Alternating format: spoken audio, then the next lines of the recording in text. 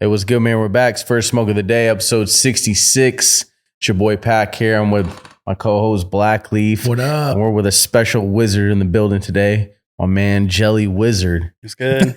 Straight off the hill. Yeah, Humboldt, baby. Yeah. Probably our first guest from Humboldt. That's crazy. Humboldt native. Dude. Crazy. Honored. So born and bred. I was born in Bakersfield. Okay. And then the fam was like, yeah, we got to get out of here. It's too hot. It's too ghetto. And then when I was like 4.5, 5, we moved to Humboldt. And then did kindergarten and all my schooling in Humboldt. That's a big change for them.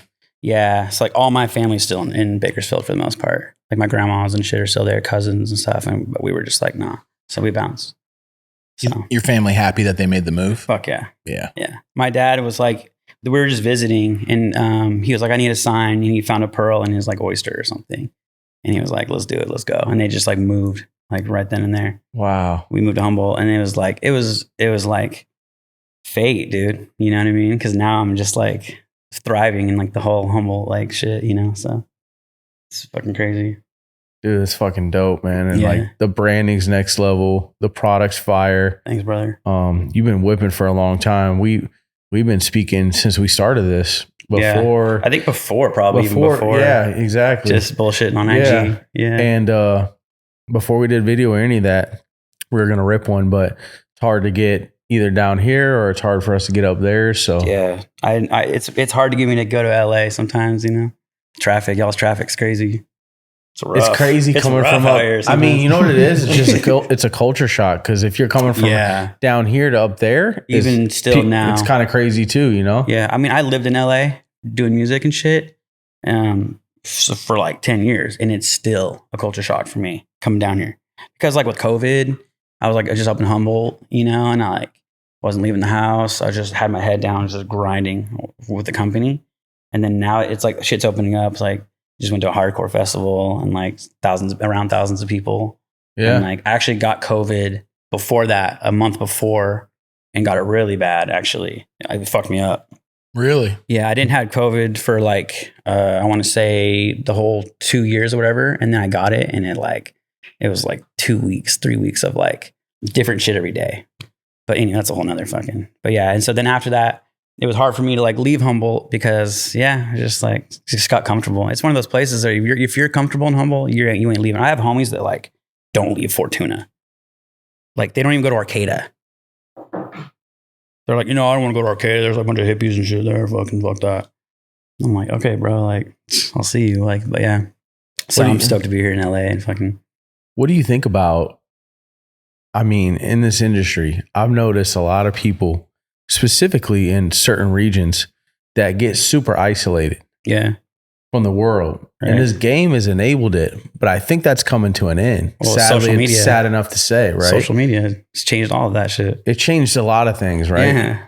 And it's just crazy to think though, like you used to could say in your mind, I could go sacrifice, live on the hill and, it could be a game changer in your career. Whereas now it's seeming like that dream is fleeing and, people are having to go alternative routes. What do you feel about that? I feel like you could still be in the cuts and you could still be like deep and live that route. But yeah, it's just like you got to fucking be documenting everything you do on social media if you want anyone to know about it.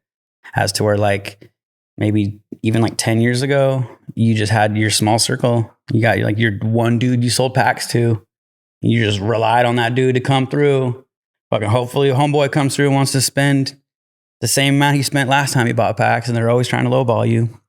So that was the problem I think with dudes in Humboldt is like they relied on their fucking custody. They're the source. When you're the source, people have to come to you. Yeah, but I mean, there's so many fucking growers up there. But it's like there's also so many dudes in LA that would just come to Humboldt, obviously, to pick up. But yeah, you get isolated up there, and if you want anyone to know about what you're doing, you have to brand the fuck out of it. And that's what I learned. I saw that, we were still in the Prop 215 days.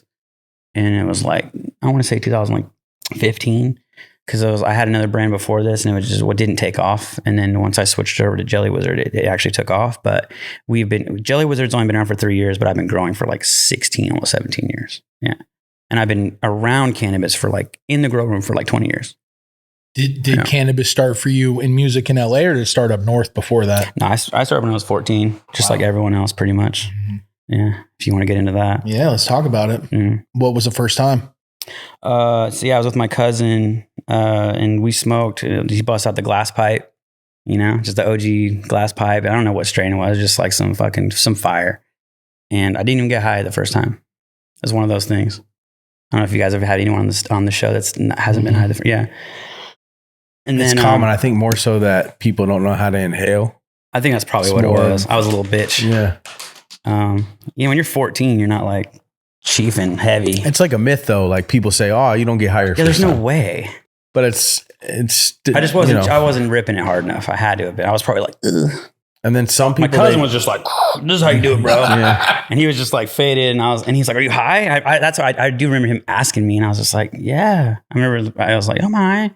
But I was like, "Is this what being high?" I guess I'm high because I don't.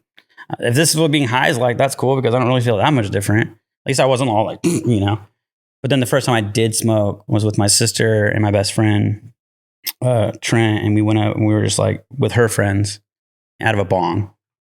Yeah, the bong got her done for sure. Yeah, you can't cheat the bong, really. Yeah. It's like the one bong, of those things. Yeah, the bong got her done. I don't know what strain it was. It was probably like that family, my sister's friend's family had like a dry farm out in like Shively. And they still have it to this day. And the father passed away, unfortunately, recently. But what's a dry farm? So it's like they don't have to water the plants. Like the river literally comes up and waters the soil. Oh, that's epic. And then comes back down. So they live by the river. There's like a river bar, and their plants are like literally planted on, into the fucking ground. This is like some Humboldt County shit. So with the tide. Yeah. Like a tide, basically. The river tide, I don't know the exact, it's not my farm. I couldn't tell you the exacts of it, but from what I know, it's called a dry farm because they literally don't have to water. Super cool, man. Insane. Wow. Yeah. And so they've been doing that. They were like, they're the Reynolds family, and they've been doing that for fucking 30 years or some shit. And so that was like the first weed I smoked was like that dry farm shit. And I was just like, the first weed that got me high. And I was just like, yes. And I remember my best friend, like he had his mouth like on the bottom of the bong, like on the bowl. And I was like, bro, like, what are you? I was like, all embarrassed and shit. Yeah. My sister's older friends are right there. So I was trying to be all cool and shit. And then from there on out, like, I've been smoking bong hits, dude. Even like in my whip, I got my bong, like, you know what I mean? So it's like, we were cruising around in the van, listening to like Sublime or like 311. And like, it was those days. Like 40 Ounce to Freedom, like Robin Hood, early Sublime. And we're just like driving around like super faded. And yeah, my mom and dad didn't like it. They weren't about it. I remember I got caught at school with a bong. What type of bong? Remember the zongs? Yeah. It was like the zongs. Yeah. And then like the roars. Of course, the roars were, but like we even had like the shitty plastic, like, what were those ones called? Like, I don't know if they had a name, but they're they're shitty, like tubes. Yeah, where it's just a tube with a metal down stem or something. Yeah, and I remember we'd made bongs out of everything. We had like a toy sword that would like expanded. Really? You remember those? And we would make a bong out of that. So it'd be like, so if like my brother, like my sister, not my sister because we were smoking, but like my mom walked in the room. Yeah. We'd push that thing down. We'd be like, what? So we were making bongs the collapsible that you could. Yeah. It was like a what's that instrument? Like a musical instrument? Accordion. It's like straight up like an accordion, but it was like straight up. I knew someone that had that, and they would never have papers or anything else around. It'd always just be that, and it's just like, fuck, man, this thing's dry. It's fucking. We would it'll choke you up easy. Like you don't got good weed. Like we do gravity bongs and shit. Because you would just have like gravity bongs were so big, man. Yeah. Like they died. We did the hot knives. I don't know anyone. We hit the hot knives with the hash. Hitting the gravity. I think we'd hit flour on hot knives too. Did you ever do the cocaine or apple? Oh yeah, fuck yeah. It's like the initiation process. When I went to Europe like 4 years ago, we were hopping from country, like with music. We would go from different country to country in a bus, and so we would have a bong, and then eventually we were just like, we had to toss the bongs, and so then I was like, fuck it, just bust out the apple. Yeah. And all these Europeans are like, what are you smoking out of, man? What the fuck are you doing? I was like, it's an apple, you know? And so it was like a cool conversation starter in Europe, because I don't know if that's not something they do over there or what. But yeah, even like over the last couple of years, I had to bust out the apple. It was pretty sick. Because when you're a kid, you fucking do that shit every day. You dial that shit in. Your apples are fucking hitting buttery, dude. You know what I mean? You're like, I could sell apples to this day if I wanted to. And then you eat them, you know, you take a bite and you're chilling. But yeah, the soda cans were a little gnar because it was like the metal and the fucking aluminum. But we ran that shit heavy. Yeah, before you we were what the fuck. It's just so easy. And then scraping the pipes, scraping the bongs. Those were the shit that we were kind of ashamed of. We were, you know, we're already stoners by the time we were 15. And like my room was upstairs. And so we would have like a little cubby area where we would hide shit. And so like, you know, my parents' room was downstairs and my room was upstairs. And so we were just always just chiefing. Like, but yeah, smoking resin was rough. Yeah. But I didn't get too much into that. We did it. Yeah. What was it like going to high school in Humboldt? It was dope. Yeah, it's like, I don't know. I don't know how I don't know how to compare it to anything else. I know it's like I've seen the high schools here and they're like down in LA they're in city. It's like just in the city. Like just there's like a gas station, right? I mean, we had a gas station across the street, but it's like in our town. I remember we would have the homie during recess like run to the gas station and grab us like candy and shit. Just like whatever. But yeah, I mean, high school in Humboldt, everyone's smoking pretty good. No one's really smoking anything boofy. You know what I mean? Because like your pops is growing or like your neighbors. Like my parents didn't grow, but like my neighbor grew. And so like my best friend's dad always had herb, you know? He always had like his like jar of mints, and then you would pop it open. There'd be some like outdoor, like it wasn't anything crazy, but some sun grown. Yeah, sun grown shit. Humboldt sun grown when you're like 14 is like amazing. Better than what most people are smoking. Yeah. 14. Yeah. And so we were spoiled. I think that's a big reason of why I think like I have such high standards now, obviously, is because we had high standards by the time we were like 17. You know? Did you ever get into growing? Like as you're smoking and going through high school, like where'd it go from there? Yeah. So like my next door neighbor, shouts out Erndo. His name is Ernie. What we call him Erndo. Shout out Ernie. Shouts out Erndo. He's still the homie. Still doing his thing? Yeah, we still work together to this day. That's fire. Wow. That's fire. He's growing our Z Cube right now. We're about to cut down some of his Z Cube in like 2 weeks. Actually we hadn't worked with him for a couple of years. He's out in Reading, and we stopped talking for a while. Nothing like wasn't anything personal. We were just doing our own thing. And then we just reconnected, and I would always give him cuts of stuff because he's just like, hey bro, like you got any new cuts? What's popping? What's the new strain? So I think he has like peanut butter breath right now. And like, that's new to him. He's like, you know, he's stoked on peanut butter breath, and like he has a Z Cube. And I think, we're giving him our bangers. I mean, yeah, we're giving him our double rainbow cut, which is like the Rainbow Belts 2.0. And he's just an amazing grower. So it's cool to see what he can do with the stuff that I've been pheno hunting and shit. But anyways, he was growing next door, like right next door to my parents' house. And fucking his little brother, not little brother, but he's like a little bit younger. Because Ernie is probably in his 40s at the time, like late 30s, early 40s. And his brother was like a little bit younger. His brother was kind of tweaked out a little bit. But he always had a jar of dank. And he's like walking around the block like with a jar of fucking fire. And we were like, and he's like, yeah, my brother grew this shit. And we're like, okay, cool. Like, and he would sell us the shit. And then eventually Ernie was like, oh, okay, these kids are cool. And like, they're not narcs. They're not going to tell on me. Yeah. There was a couple like sketchy kids that tried getting him in trouble, I think. Little fuckheads, but he knew that we weren't like that. And so we would help him trim and like, you know, and clean up the plants and fucking lug soil. We were like his little fucking helper, his little bitch helper. He was stoked. He loved it. Yeah. And we were loving it because we just he was here, take an ounce, you know, of smalls or whatever. And so, yeah. So me and like the homie that I smoked with for the first time, he was like one of the helpers too. And just me and all my friends were like so hungry and like into that lifestyle and just like we're ready for it. That's the workaround. I mean, whatever your environment is, that's what you're going to probably get involved with. So it's like that's the opportunity at hand, right here in Humboldt. I mean, bro, like I was born in Bakersfield. We lived in Tehachapi. It's like a family thing up there for a lot of people, right? Yeah. So I lived in Tehachapi as a kid, and that's where they do like a lot of farming. And like, you know, if I would have lived in Tehachapi, I would have just been like, all right, guys, I'm going to be a fucking farmer, or like whatever, like a dairy farmer. But now I'm just a farmer, a different kind of farmer in Humboldt. I guess that was always kind of like in me somewhere, but yeah. What'd your parents think this whole time when you're like cutting out to smoke and you starting to smell like weed? Yeah. So like going back to when I was like 14, 15, my mom would like throw my bongs away and like hide them and put them under the sink. And my sister's like 4 years older than me or 5 years older than me or some shit. And so she was getting in trouble too. We were both getting in trouble. And my brother's like way older than us. And so he doesn't smoke at all. He's not even about it. But me and my sister, she's like the culprit. She was the one who was like, I'm going to get this kid to smoke. And then my cousin, obviously, but he lived in Bakersfield. So whenever he would come up in the summers, we were smoking. But my parents were not about it.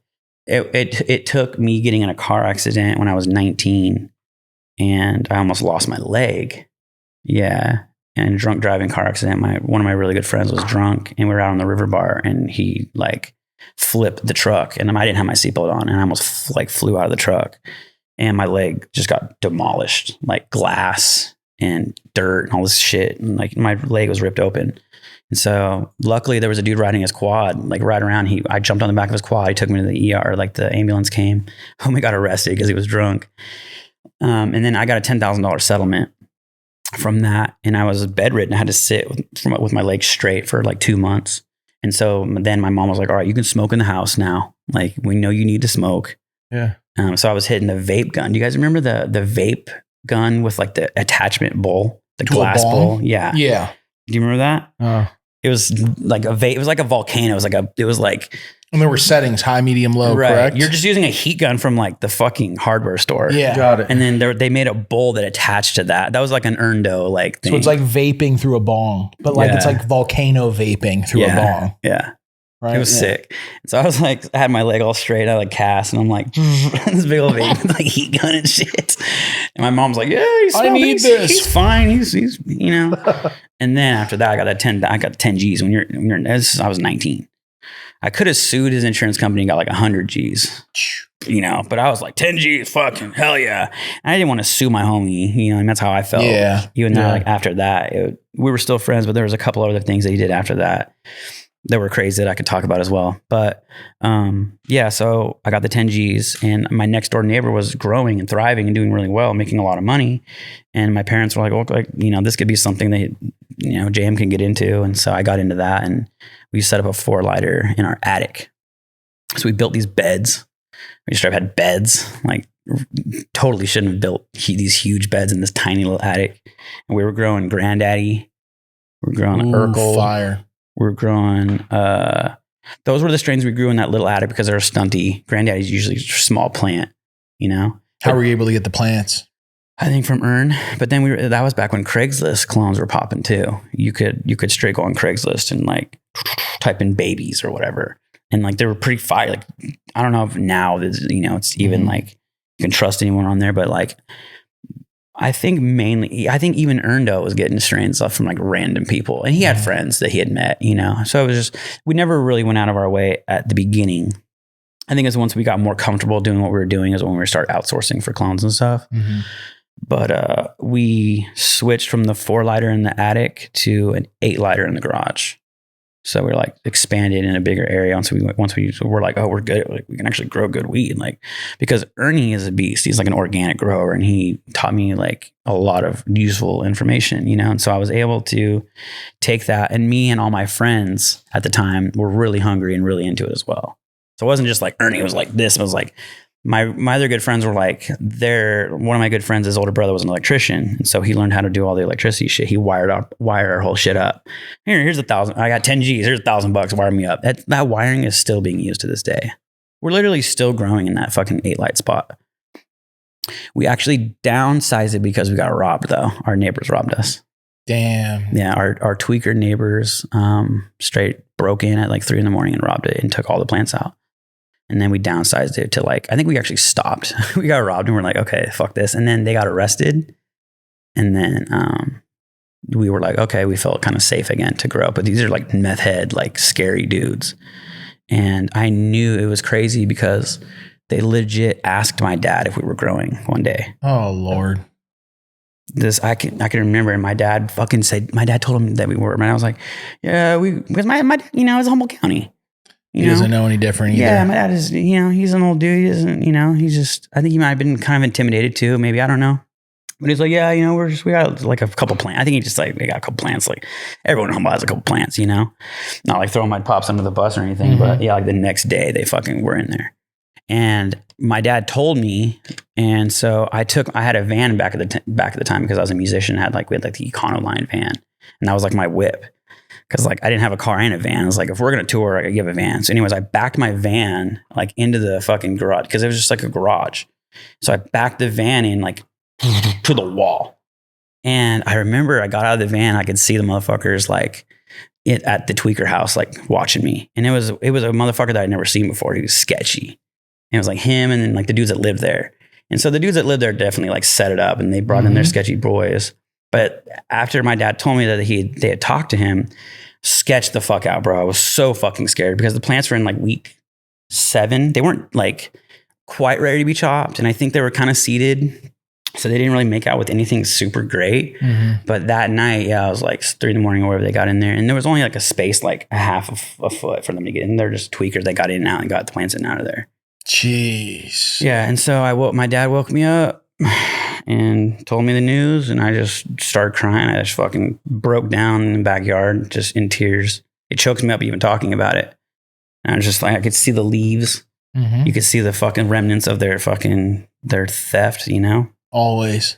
Yeah, it chokes me up, dude. Just like, because it brings me back to being right there and just being like, just because that's your shit. You spend 3 months, 6 months, because we kept the 4-lighter up top and just put T5s, and that was our veg. And so we were like, we're perpetual with it, bro. As soon as the fucking flower room was chopped, the veg plants were already this big, ready to go into pre-veg in the flower room for 3 weeks. And then start flowering. So we had everything going, but then once we got robbed, we were like, nah, fuck this. This isn't worth it. Because we're just like, we didn't have security. We didn't have shit. We do now. But like, it was fucked up, bro. What do you do? They're neighbors, so they're always watching. This is your parents' house? Yes, my parents' house that they live in to this day.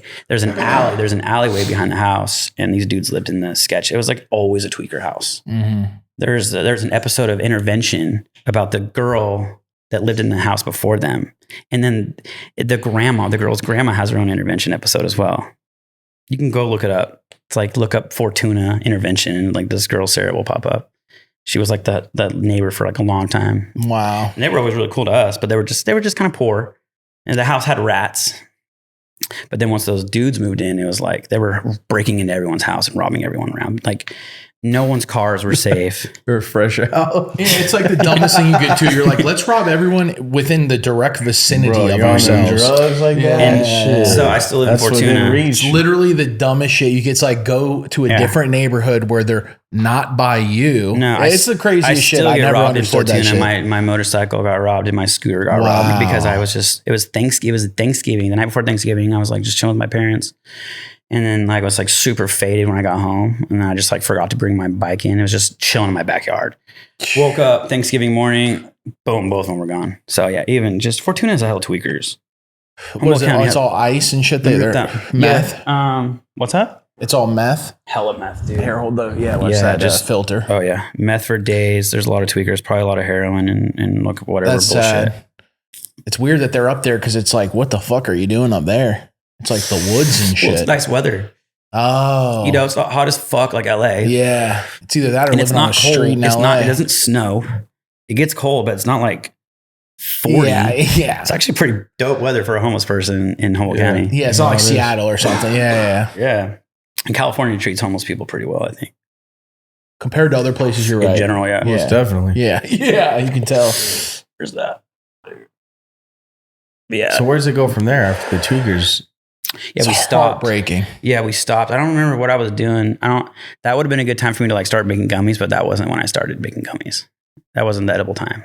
I think I was doing music. I was obviously still doing music, and so I think at that point I was just like trying to focus on just like touring, and like that was like my main passion. I was like guitar player and vocalist in bands and shit. And then, but I still had to make money, so I can't remember.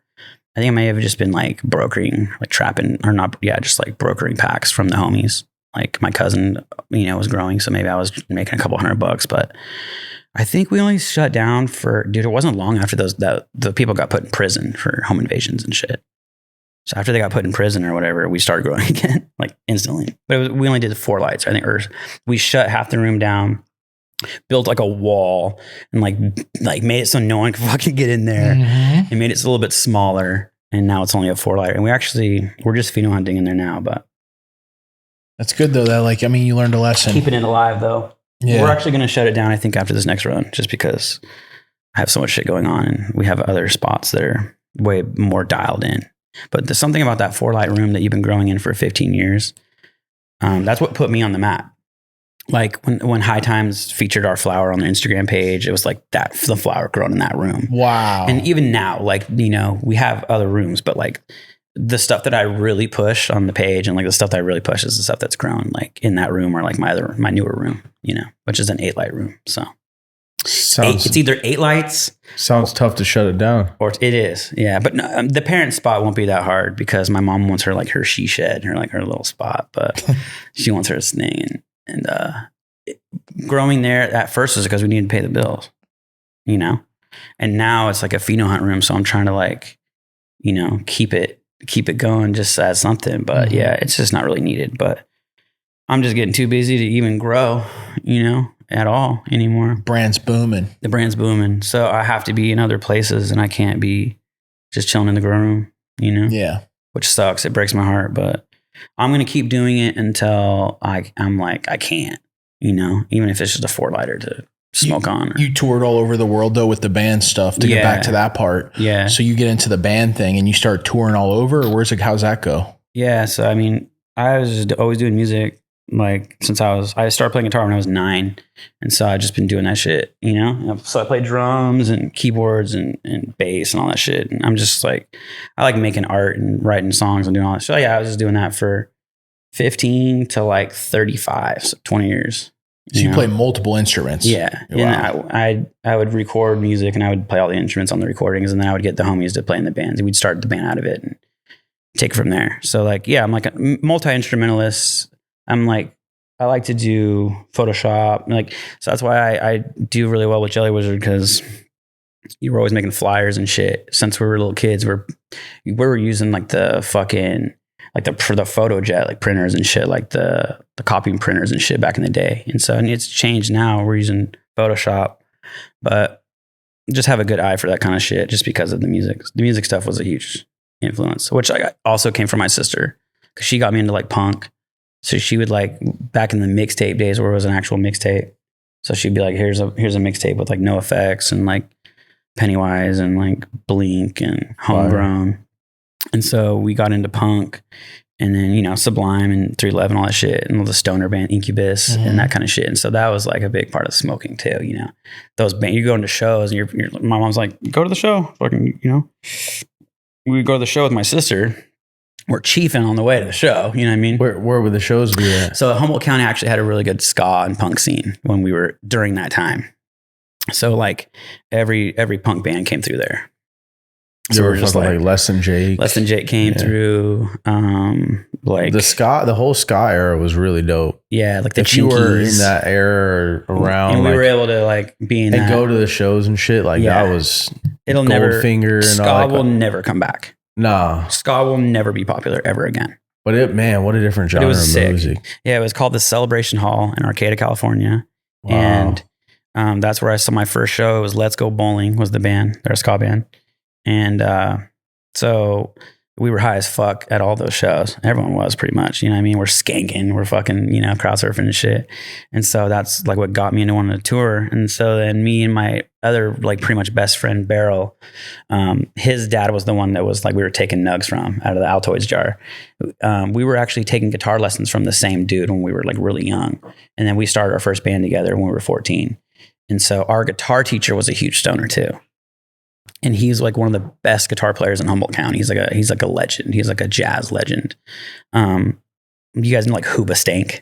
Yeah, of course. Hoobastank. Like I think it was either their drummer or their guitar player was from like Fortuna. And so he played in bands with him. No shit. Yeah. And so there's just random musicians that were from Humboldt that like NoFX, their guitar player, El Jefe, he's from Eureka. So there's just random dudes that are from Humboldt. But had a cool scene, had a dope ass, a thriving music scene. So we got lucky in that. And it definitely went hand in hand with just being faded, smoking. So that was dope. And so years and years of that, years of music. And then how does it transition back to like wanting to get back into cannabis full time? Or well, hold on. Like, well, we never stopped growing. Like we got robbed and we saw, but like, I was down south, like doing music because there's no music scene in Humboldt County, right? So I'm down south in LA doing my thing, but my parents are taking care of my plants up in Humboldt. Oh, that's and gangster. My brother. Yeah. And so I would just be going back and forth every month or so just to check on the plants, do my thing. Okay, these look good. But yeah, there'd be times when they didn't know what male plants looked like. And they're like, why does this plant look like this? And I'm like, bro, it's a male plant. Like, put a bag over it, fucking get it the fuck out of there, you know? And that's when we started making our own seeds. You know what I'm saying? It's fucking those breeding projects. Yeah, that's when we started. We're actually going to do a breeding project with this one. L Boogie knows about that for sure. So that's, well, no, we never stopped growing. We were just like, but like the tours, you said you would go on tour and stuff. Like, where would you guys go? What was the band? We had a band called The Body Rampant, and we were a band for like 10 years. And that was like a band that we started from the ground up. Dwayne Flatmo was like, he made these crazy masks. He's like he does like all the Fox Farm soil and like, he does the artwork for Fox Farm, for Lost Coast Brewery. And he's been on the Tonight Show, like Jay Leno, all that shit. And so he's just a crazy artist. He makes these masks. We wore these masks like in our music videos, not like live, but like, so we were able to do a lot of cool shit. We toured around, like not around the world. We toured around the country. We did South by Southwest a couple times. Oh, that's so. And then through that, I met a bunch of other bands. And then when The Body Rampant was kind of like settling down, I was able to fill in for other bands and play guitar and do tours. And that's how I went to Europe, was I got to fill in for another band. So spent, 5 weeks, 6 weeks in Europe doing that just because of people I met. It's just like networking. You know what I mean? Same shit with cannabis. You start from the bottom and you just hope that you can get as far up as you can, That's dope though. Yeah. So you guys would go around and travel by van, right? Yeah, so we had like the Econo one. Yeah, we had the van. Sometimes we'd rock the trailer. But dude, if this was a music podcast or whatever, we could talk just as long about all the fucking crazy stories that we've seen. I bet, right? Yeah. What's it like being on the road, the tour, having your own band? I slept on the ground, like on the ground in a Walmart parking lot. Like, outside the van, everyone's in the van. I'm sleeping on the ground with like a pillow. Sketchy bringing weed on you on tour, huh? Yeah, we've gotten there's a border in Texas. There's a checkpoint in Texas. It's a drug tech checkpoint that we never knew about until we actually had to go through it. So, hey, we're slowing down. Why are we slowing down? And you look out, it's like you're like there's like 30 How did that go? So how does it go when you magically pop up on a Texas checkpoint? Yeah, with weed on you. Yeah. Yeah, you either get popped or I think we vac sealed it just because. Yeah. What you boys doing out here? We went to Walmart and just had like the shitty vac seal. But yeah, they had the canine. They opened up the van doors and the canines jumped in. Holy fuck. The canines jumped. What? Like they let them in. They're running around and they put you, they take everyone out of the van. They put you in like a chamber and like a little cell, like a jail cell type thing. And then they would search the fuck out of your shit. Yeah. And then sometimes they never found anything on us. Hell yeah. Yeah. I think one time I had like a pee on me, but we didn't get like super checked. And I was like selling the pee at South by, like with a backpack on. I had a shirt that said like, I love weed or something. And I just it's loud. You walk into a venue and it just smell like fucking Girl Scout cookies or some shit. Yeah. It's like not bagged up. And I was just slinging. It was crazy. You had to fucking hold the scale and weigh it. I mean, that's wild. Yeah. I think we pre-bagged it. Yeah. You got it. Damn, that's ballsy. We were pre-bagging it in Barstow at a hotel and we got charged a $200 smoking fee just because the weed was so, we weren't smoking the weed. We were just breaking up shit. We got charged for that. Yeah. So yeah, that Texas checkpoint was crazy because we got used to it though. We were like, oh fuck. Okay. Well, we know what this, we did South by Southwest like 3 years in a row, I think. Where in Texas? It's Austin. Okay. Yeah. So if you're going to Austin, buyer beware. Yeah. I mean, anywhere. I mean, we found out there was a northern entrance into Texas that we could go through, but it was like way farther. So I think we ended up missing a couple showcases because we took this longer way, but we're like, we got our weed. So that was like more important to us than anything when we toured, just making sure we were faded. And we went to Europe. We didn't have weed. And so I had to find weed every night. I was like, I got my like $50 per diem. And then I would like talk to like sketchy fools and find weed for the whole tour package too. I would like, all right, how much weed does this band want? There was like 4 bands on the package, and I'd like collect their money, and then I would go out and find weed. Damn, that's dope. Yeah, and there would be like some sketchy fools. I remember this one guy was like, do you know what death is? Or like, do you know what death feels like? Or something like in some alley. And I was like, nah, but I want that fucking bag. So let's just get this going. Yeah. Let's get this moving. Who had the best weed? Did you run into somebody fire over there? I mean, I don't think it was from that spot, but I had a homie. This was before I did Jelly Wizard. So I already had like an Instagram account just from like just being a grower and shit. And so I had a homie out there, and it was like some wedding cake in London, but it had to have been grown in Cali or like something, you know what I mean? I don't know. It looked like some wedding cake, like the best wedding cake you would see. It was fire. But we were going into a different country like the next day. So we had to smoke a whole, like that whole eighth or whatever, or like quarter. Some badass growers in London too. Mm-hmm. So it may have been grown there. It actually might have been grown there because the dude, I think he was affiliated with some growers.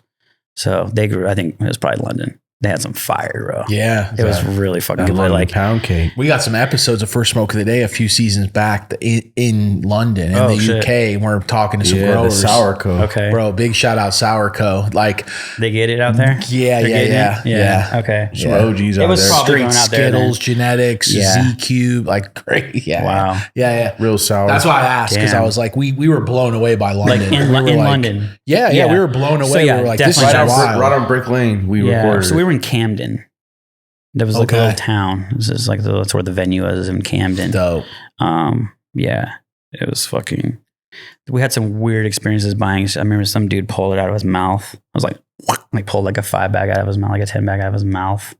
That must be where it's super illegal. And I was like, he must have sold crack too. Left side's crack, he had coke too. Yeah, he did. He had coke on the He had other more side. than that. Yeah, he had all kinds of shit in his. Yeah, a little bit of this one. he was rough. 6 different. That was in Germany. Balloons. That was in like some crazy place, and that was like the last show we played in Germany. But that was when.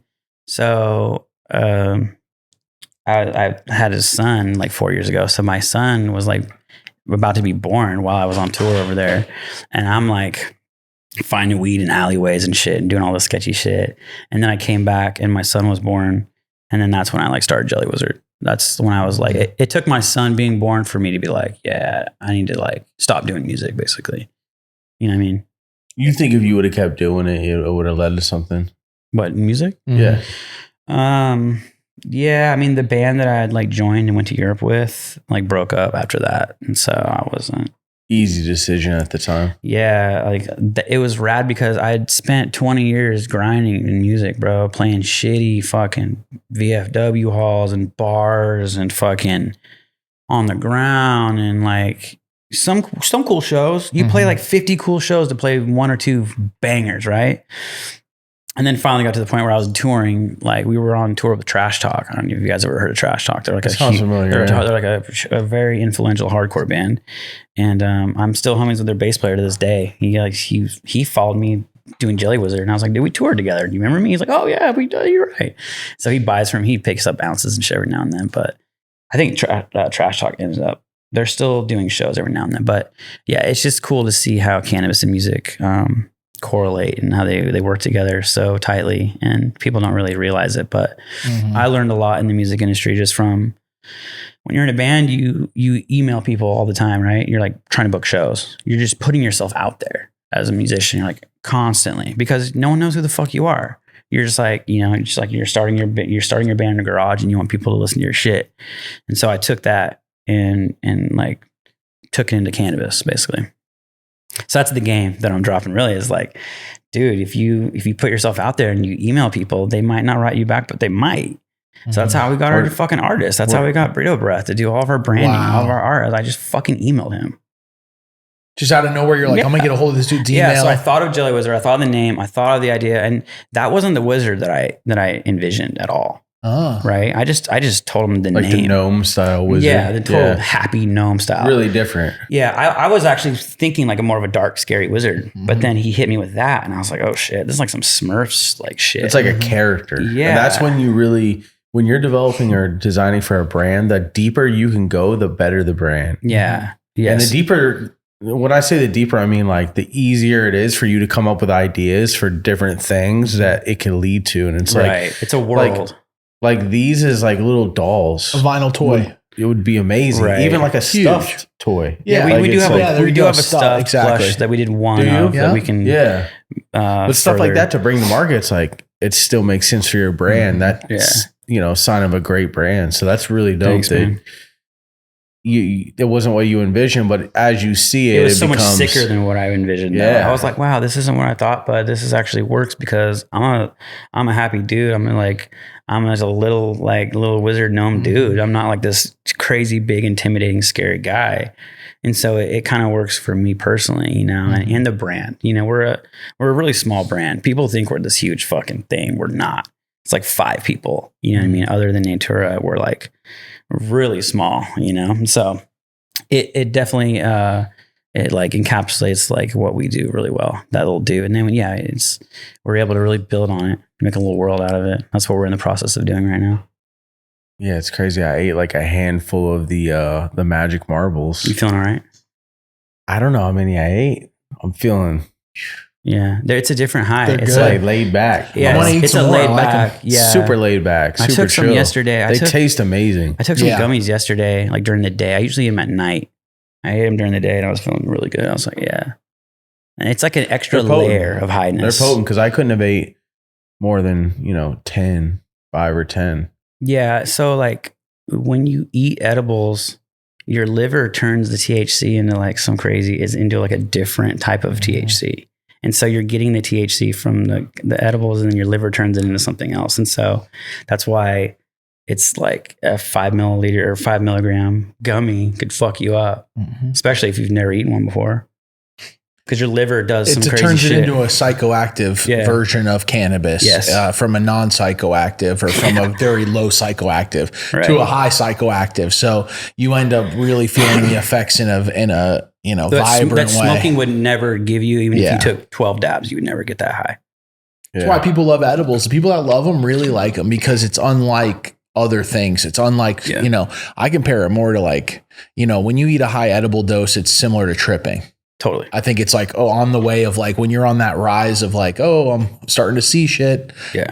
That's how a hard edible trip is usually like, whoa. It's too much for me. Like I usually eat them at night. Like I said, because it puts me to sleep, bro. 1 or 2 of those. Yeah. Sometimes I'll eat like a handful and then I wake up just like, I'm pretty laid back right now. I like the low dose. Like you're saying 3 to 5 milligrams per piece, and you can have 5 to 10 pieces.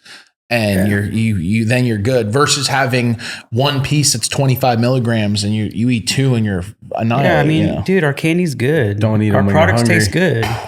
So we don't want people to just eat one. You don't want to eat one chip. Yeah. You open a bag of chips, bro. You're not going to eat 2. Medicated chips, 1 chip. You eat 1 chip. It's like, come on, dude. You're going to annihilate everybody because no one can do it. How about a drink? Take 1 sip. Yeah. 1 sip is dose. Yeah, no, it's like people will hit us up. They'll be like, bro, these gummies aren't hitting or whatever. And I'm like, okay, like it's gonna be different for a person too, and per strain. Off the real drugs. It's like, I mean, like, and it's strain specific too. Like certain strains might not fuck a certain person up. Maybe, I don't know. There's so many different. I've run into people bro. that say they can eat it like 2,000-3,000 milligrams and not feel anything, and it's like, well, yeah, then they're not for you. Edibles aren't for you. Totally, that's how I feel. Yeah. Maybe their liver is fucking something. What the hell was that? That was a jelly wizard. We actually have him coming on set. No, I can't wait people to see too that they're like, oh, they didn't really hit that hard. They eat a whole bag or something, and then they're just like slumped. And it's just like, you never really truly admit that it's like, you were stuck, bro. The customers will lie. Get in there, Biggs. What do you think? What's your favorite color? So those are I'm going blue. So check it out. Blue, huh? The blue's the one. Regular you should make some non-medicated to go along with it. Just so you I can was like gonna really do that, but you can get those on Etsy all day if you want. But no, those are tropical. They taste great, man. Bright Side and regular Skittles. So there's like 3 different. Yeah. Oh shit. So there might be 2 different kinds of reds. So there's like cherry and like. I've been loving. I like the blue. Yeah, the blues are fire. I don't really like the green ones. Actually, the green ones are like the standard like Skittle. They say that's like what the strain Skittles taste like. Is like the green Skittle. Oh yeah. I think it's Let's like see the what lime. that's about. Try the lime. Get in there, see what man, you're for feeling real. on that They're lime. all, some of them are attached to each other, so you're going 2 for Dude, 1. I'm lit from the magic marbles. Yeah, I like microdosing our edibles. We do make stronger shit. We did the ropes for a while, the nerd ropes. The They were nerd ropes 50 are milligrams. fire. Yeah, we stopped because we did the bites, the Zerd bites instead. I like those too. Shouts out Seth over at Natura came up with the Zerds idea. Hell yeah. Yeah. How did the Natura collab and partnership come about? Yeah, that was a pretty natural, organic thing too. Josh, shouts out Josh, you know? Josh He's Knapp. awesome. Yeah, he just approached me and I respected what he was doing before. We were just friends on Instagram before, I think, from Pistol Point. And he was just crushing it with Pistol Point. And Natura was like a really new thing at the time. They had just gotten their loan, their $91 billion their investment, and they built their facility. You say billion? Yeah, that's a $91 billion. Not million. Yeah, they did the 91 billion. I don't know about billion, bro. No, it's billion. You can Google it right now if you want. We had 91 Josh bill? on here too, which is cool because like if people haven't seen that episode, flip back. But 91 he, billion? he, Yeah. he Google played it. it down Look big at time. Google how it. much money that Ori We have our raised. guy behind. What is it? Between It's like two Jamie. people. It was Ori and like one other guy. They raised 91 billion to build Really? Natura. Easy. Yeah, all day. That's and with the then- Thailand project, all that shit, huh? Yeah. Well, I mean, that was just to build the infrastructure and just like to build out the spot. And they actually, Ori had like the largest solar company in California. And so they built all those lights in the facility. Like they like built that facility from the ground up. Yeah, I remember Josh talking about that. Yeah, they didn't really like have to hire that many people because they had like a huge team. Insane. Yeah, and so Undertaking. I went out there just to like meet them. Yeah. You know, just to hang out, and that place is just crazy. It is. The kitchen was what really, we're an edible company. Mhm. We really needed someone that could expand our edibles and grow our edibles in an organic way and make them taste exactly how ours tasted Mhm. on the black market. So we brought our edibles. We showed them. It's all about texture with Mhm. edibles. You know what I mean? Your gummies don't have the right texture. It's trash, bro. If they're slimy, like I personally don't like vegan gummies because they don't have the texture that I like. I'm not a vegan, so You I like a don't. traditional gummy that you have to chew multiple Right, times. Totally. Yeah. And so we met them, and that kitchen is crazy. Bro, that's why we call it the episode is the Weed Wonka. Yeah. It's fucking crazy, right? Yeah. His whole thing is crazy. Yeah. Yeah. And Anthony, shouts out Anthony. He's an amazing chef, and he is just so like he just gets it. He understands everything that we do, and we were like, okay, we do it this way, and they were like, no, we want to do it like just really by hand. We have this facility, and we have the means to do this like from scratch, like just everything can be done. And we only have 4 flavors through the Natura spot, but those 4 flavors were dialed the fuck in. And I think the first batch, the apple ones, like ended up getting a little hard, and then we fixed it like boom, like that. It was like instantly fixed. And so they're made from scratch, like, yeah. And they're able to crank out like 50,000 a day or like some 100,000 gummies a day or some crazy shit. What we would put out in a week, they do it in a day. And super dialed. Everyone is consistent. Yeah, the lab results on those gummies are like, I think like 10.5 milligrams or something, like a little over, like 11 milligrams or something. Mhm. So Did you get to pick the flavors, or how'd you guys come up with the exact flavors? Like when they said, what do you want to, Yeah, I mean, I think we just did something that would resemble a nice like rainbow, a red, a green, a yellow, and a couple greens and just to give it a nice color. And then we do the Zerds over there as well.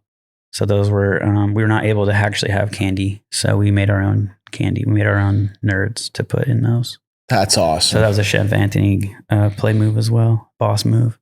It's just basically layers of sugar on top of each other. Mm-hmm.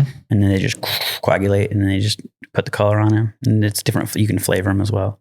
So the Zerds are made from scratch as well. And those are medicated, available out and about. Yes. They're in dispensaries currently. Dope. And that was all across the state of California. Yeah, for sure. Yeah. So they're slowly being just kind of, and the magic morsels was something that we developed over there as well. We had a chocolate. few bags of those. Josh had gifted us. Yeah, that was kind of like his thing because those are good. They're fire. He's into I don't know if he talked to you guys about his experience in chocolate. His family is in the Hershey. You know, they like basically started like Hershey's and shit. His uncle or whatever.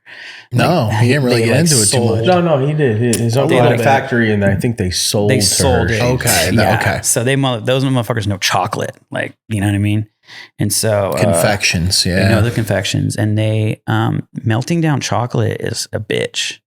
And you can't just like melt down chocolate and add rosin and just let it reform and, you know, let's just put it in a mold and call it a day. No, that's not how it works. It sweats. Yeah. Mm-hmm. And so there's certain brands too that are better than others. You know what I mean? You'll get white chocolate. So white chocolate melts down better than regular chocolate. And it's because it's, you know, it's not really chocolate. It's like, I don't know, but like a higher quality brand of white chocolate just melts down so good. And so I learned that from Josh. He's like, no, you got to use this brand. I was like, oh, okay. And so, but yeah, the Magic Morsels was a name that we came up with, but a product. It's cool working with them because we can just kind of like make these products, and as long as it's something that we can do in bulk and just crank out, they knock it out of the park. And so we're doing our flour over there as well. So they have a nice facility that they've been dialing in for the past like 2 years. Mm-hmm. That was like their main goal. While we were kind of like developing our brand into something, and they really helped us with marketing and branding as well, because they were putting us in a lot of dope stores. Mm-hmm. For instance, like Jungle Boys reached out to us, but we were able to get into Jungle Boys because we were working through Nature's license. You know what I mean? Yep. But Natura got us into cookies because of their distribution network and stuff like that. Because Josh is just in with Burner and all those dudes and shit. Yep.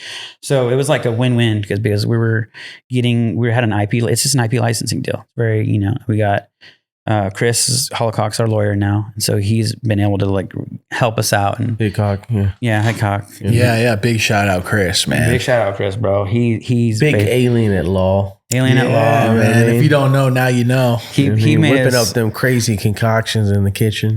He said this shit's been blowing up since the episode. He told me. He was like, he makes the craziest shit. Oh, you're talking about his snacks? No, he's saying like, his snacks are crazy. I told you, right? All that sugar. Bro, if you like, he's the awesome lawyer, but his 420 snacks at night are the craziest shit you've ever seen from anybody. He goes easy during the day, and then he just goes hard with the snacks at night. Like waffles with Reese's peanut butter, and then he'll sprinkle chocolate chips.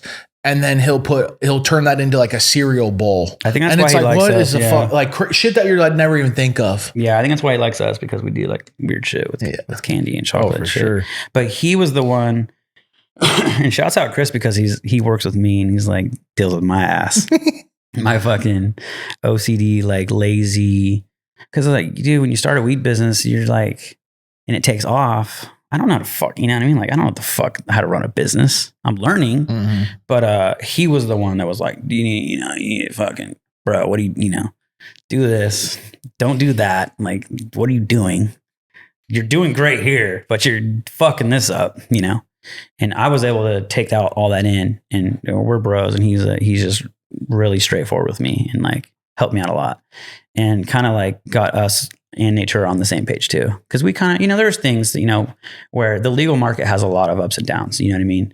And we love Natura, you know what I mean? They've helped us out so much.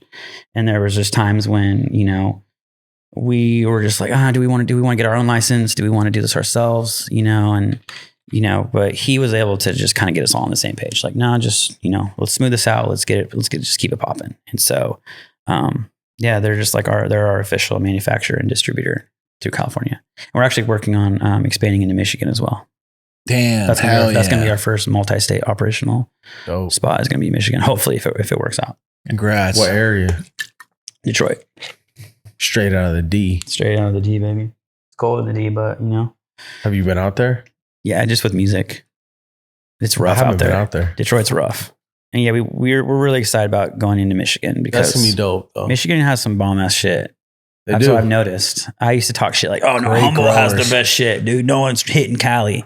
Cali's got the best. And I'm like, oh shit, well damn, Michigan's actually some of the most expensive cultivations in the country and some of the best growers in the world, in my opinion. In Michigan? Yeah. Crazy. I'd put it, like Cali's Cali, But Michigan, a lot of guys moved out there, and the amount of money in the grows is astonishing. Like when you see these grows, and they're like, yeah, all the floors are heated throughout the whole facility.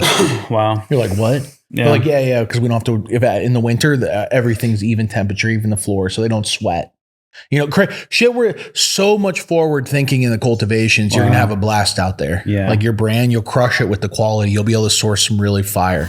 Yo, what up? It's Blackleaf. I'm here at Grow Generation, and guess what? Drip Hydro storming the market. All the best growers I know are switching to it. And guess what? There's a reason, because it's preserving terps. I keep hearing that, preserving terps. And that's why we're here with Sunshine, facility advisor, facility manager, overall the man with Drip Hydro. Listen to why it's different, man. What's going on, guys? Sonny here with Drip Hydro. Thing is, at the end of the day, we just wanted to make a simple, clean, cost-effective nutrient line that nobody has really seen on the market right now. Nobody uses really our chelation formulas. The micronutrients that we have pulled to make this line is really just what makes it overall, bringing that consistency and quality back to what we want to see in growing herb again. And overall, at the end of the day, it's still really light on your wallet. It's a 5-part nutrient line. And again, if you're not staying sterile, or you have a big facility and you don't want to run rock wool and you want to run a mix of cocoa with an enzyme or something, you don't even have to run flow with it. So at the end of the day, it's just saving you money on your wallet while bringing the consistency and the quality of terps back. We wanted to bring the terps back and bring the soul back to growing. Versatility, cost effective, and quality. I mean, what else can you ask for? Drip Hydro, first smoke of the day, Blackleaf approved. Peace. Damn, this place is huge. I gotta get what I need and get out of here, man. I'm in a rush. What? Whoa, Blackleaf? Oh, you already What you doing here? I basically live here. Grow Generation, can filters, Power SI, Athena products, Lux lighting. Man, I mean, I basically live here. Grow Generation store is the largest hydroponic store I've ever been to. It's crazy. The largest hydroponic retailer in the nation with over 60 locations, so you know they got one near you. It's growgeneration.com and at growgeneration on Instagram. Tell them First Smoke of the Day sent you. Yeah, the dudes that we're talking to, they're already winning like cannabis cups and shit. There you go. So like the quality of the flower is great. We wouldn't work with anyone that was putting out, even Natura, bro, their flower is great. You see that fucking 4,000 light facility and you're like, people always look down on that shit nowadays. Like, oh, it's going to be whatever. Dude, I wouldn't put my name on it if it wasn't terpy. Yep. We dropped the bubble bath flower and it was so smooth, bro. It smoked so good. It was so creamy, like the creamy terps we're talking about. Had the cream terps I like and the gas that I like. And we gave them some of our genetics as well. So we got to start getting them like larger trays of stuff so they can really put it into full production. But is that where the rosin's from in the rosin pens? No. Okay. That's all our medical stuff. Okay, cool. It's actually produced in a licensed lab though. Man, so we have a licensed lab in Humboldt that we work out of kind of like the same way. It's not our lab, but we're able to utilize their license.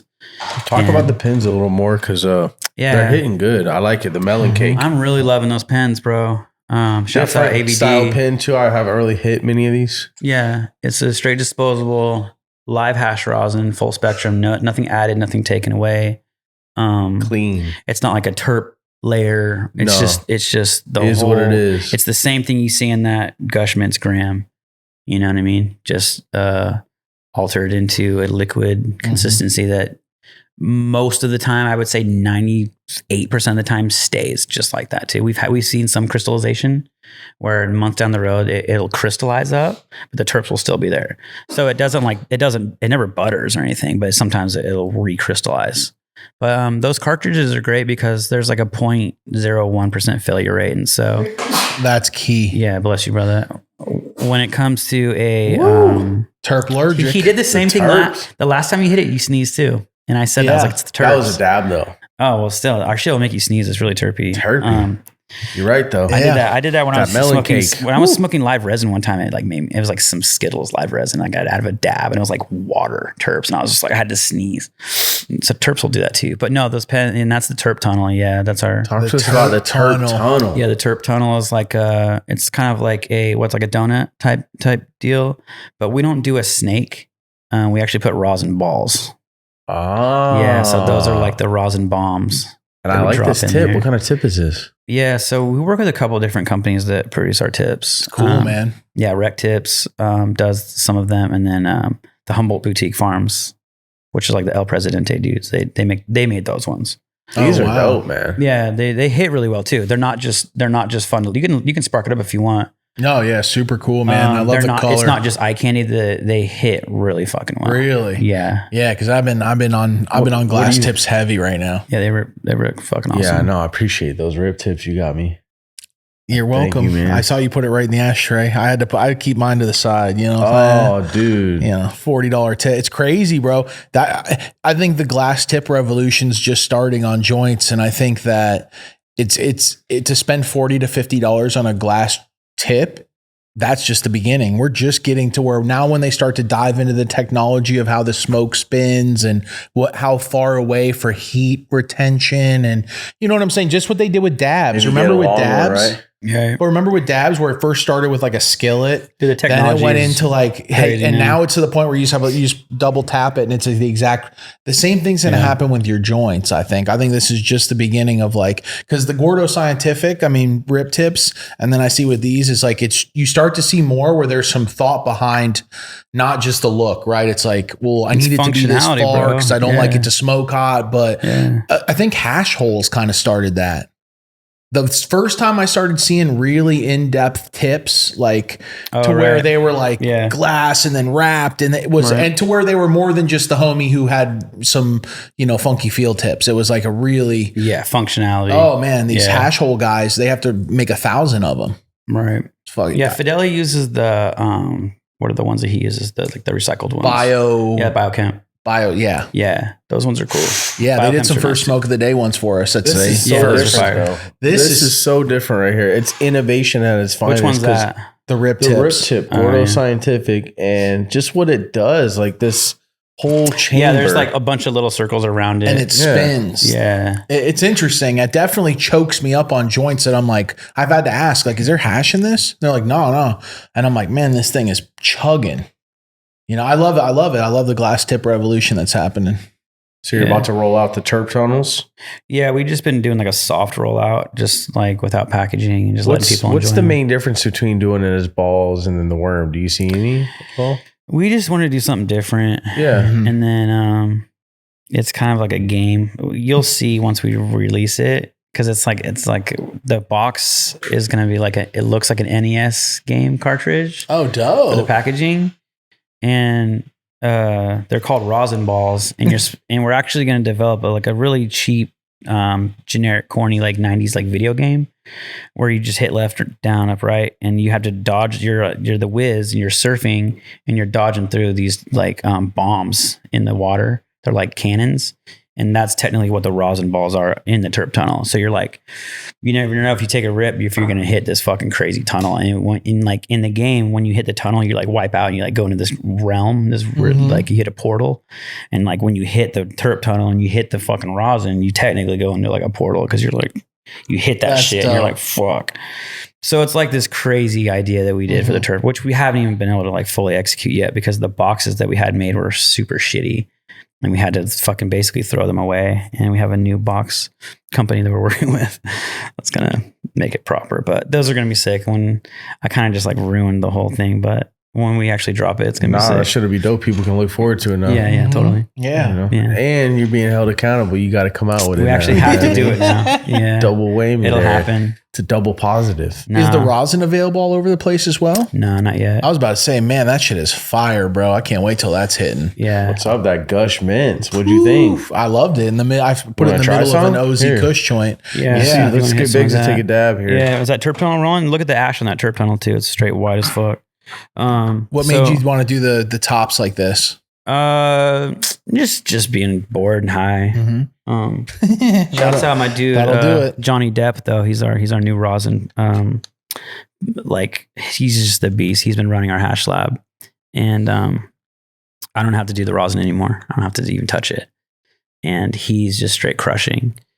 So he has his own Depp So I just call him Johnny Depp because his name's John. But he has his own, that's from his Depp that he just harvested. Wow. It's the whitest, wettest, terpiest rosin you've ever seen. It's all done by like him and his chick. Whitest, wettest, terpiest rosin you ever seen in your motherfucking life. Biggs. It's up there with a lot of the top brands, I feel like. Get in there, bro. Hold on. Make way. Yeah, I think I feel like the stuff that we're putting out is just as good as anyone on the market.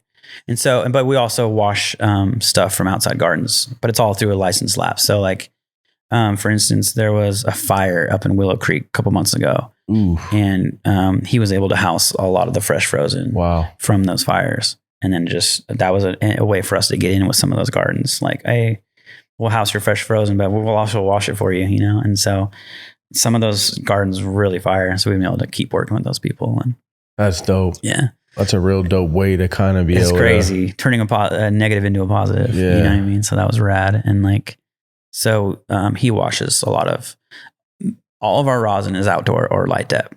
None of our rosin is indoor. And we still have a very premium price point. Appreciate you keeping it real, player. It's a dope feat because I couldn't tell. Yeah. So I hit it and was like, damn. Here's the thing with rosin. But I'm also not that heady. Well, outdoor rosin is better than indoor rosin. Ooh. Yeah, shots fired. I think that's a lot of game drop because people don't really realize that. Yeah, so they don't know the that. But I'm sure a lot of rosin, a lot of people would agree is what I'm saying. I mean, the proof is in the pudding. You know what I mean? Look at our rosin. What's up with that? What do you think? The spectrum? It's the heads. The sun. It's the sun produces larger heads, I feel like. The heads that you want to utilize into making the wettest, the greasiest rosin comes from 90 through 120. Yep. Or 70 through 160. So outdoor produces more abundance of those heads, right? So if you're growing indoor, you're going to get fucking 40 U to 180, but you're going to be able to utilize 25% of that and put it in a jar and sell it, right? And the other shit's going to go into edibles, which, that's why our edibles are fun. We actually use full spectrum for our edibles. We don't separate our microns for our edibles. But people do, all day long. I know the majority of edible companies literally put their 40U into edibles, and people wonder why it doesn't get them high. Yeah. Well, it's because you're only eating the stock of the trichome. You're not eating the fucking trichome. We put the fucking full spectrum rosin in the fucking edible, and you're getting the full spectrum experience. That's what I'm saying. I can tell the difference, like through the effects of like, ooh, I'm fucked up, but it's clean. Our edibles are made with outdoor rosin as well. So shouts out Fields and the Skittles dudes because they have the lovely hash thing going on too. And so that's where we've been able to really expand as a company because they were just giving us pounds of rosin at a time. Mm-hmm. Skittles rosin, Z rosin. And from their spots up in NorCal and shit. Fire. And so we had jars of full spectrum rosin that we've been able to utilize. And when you're not worrying about outsourcing to get your rosin, you can really just have fun with creating. And, here's the rosin. What are we going to put it in next, type shit. That's why we have all these cool products because. That's dope. Shouts out Fields. Fields really.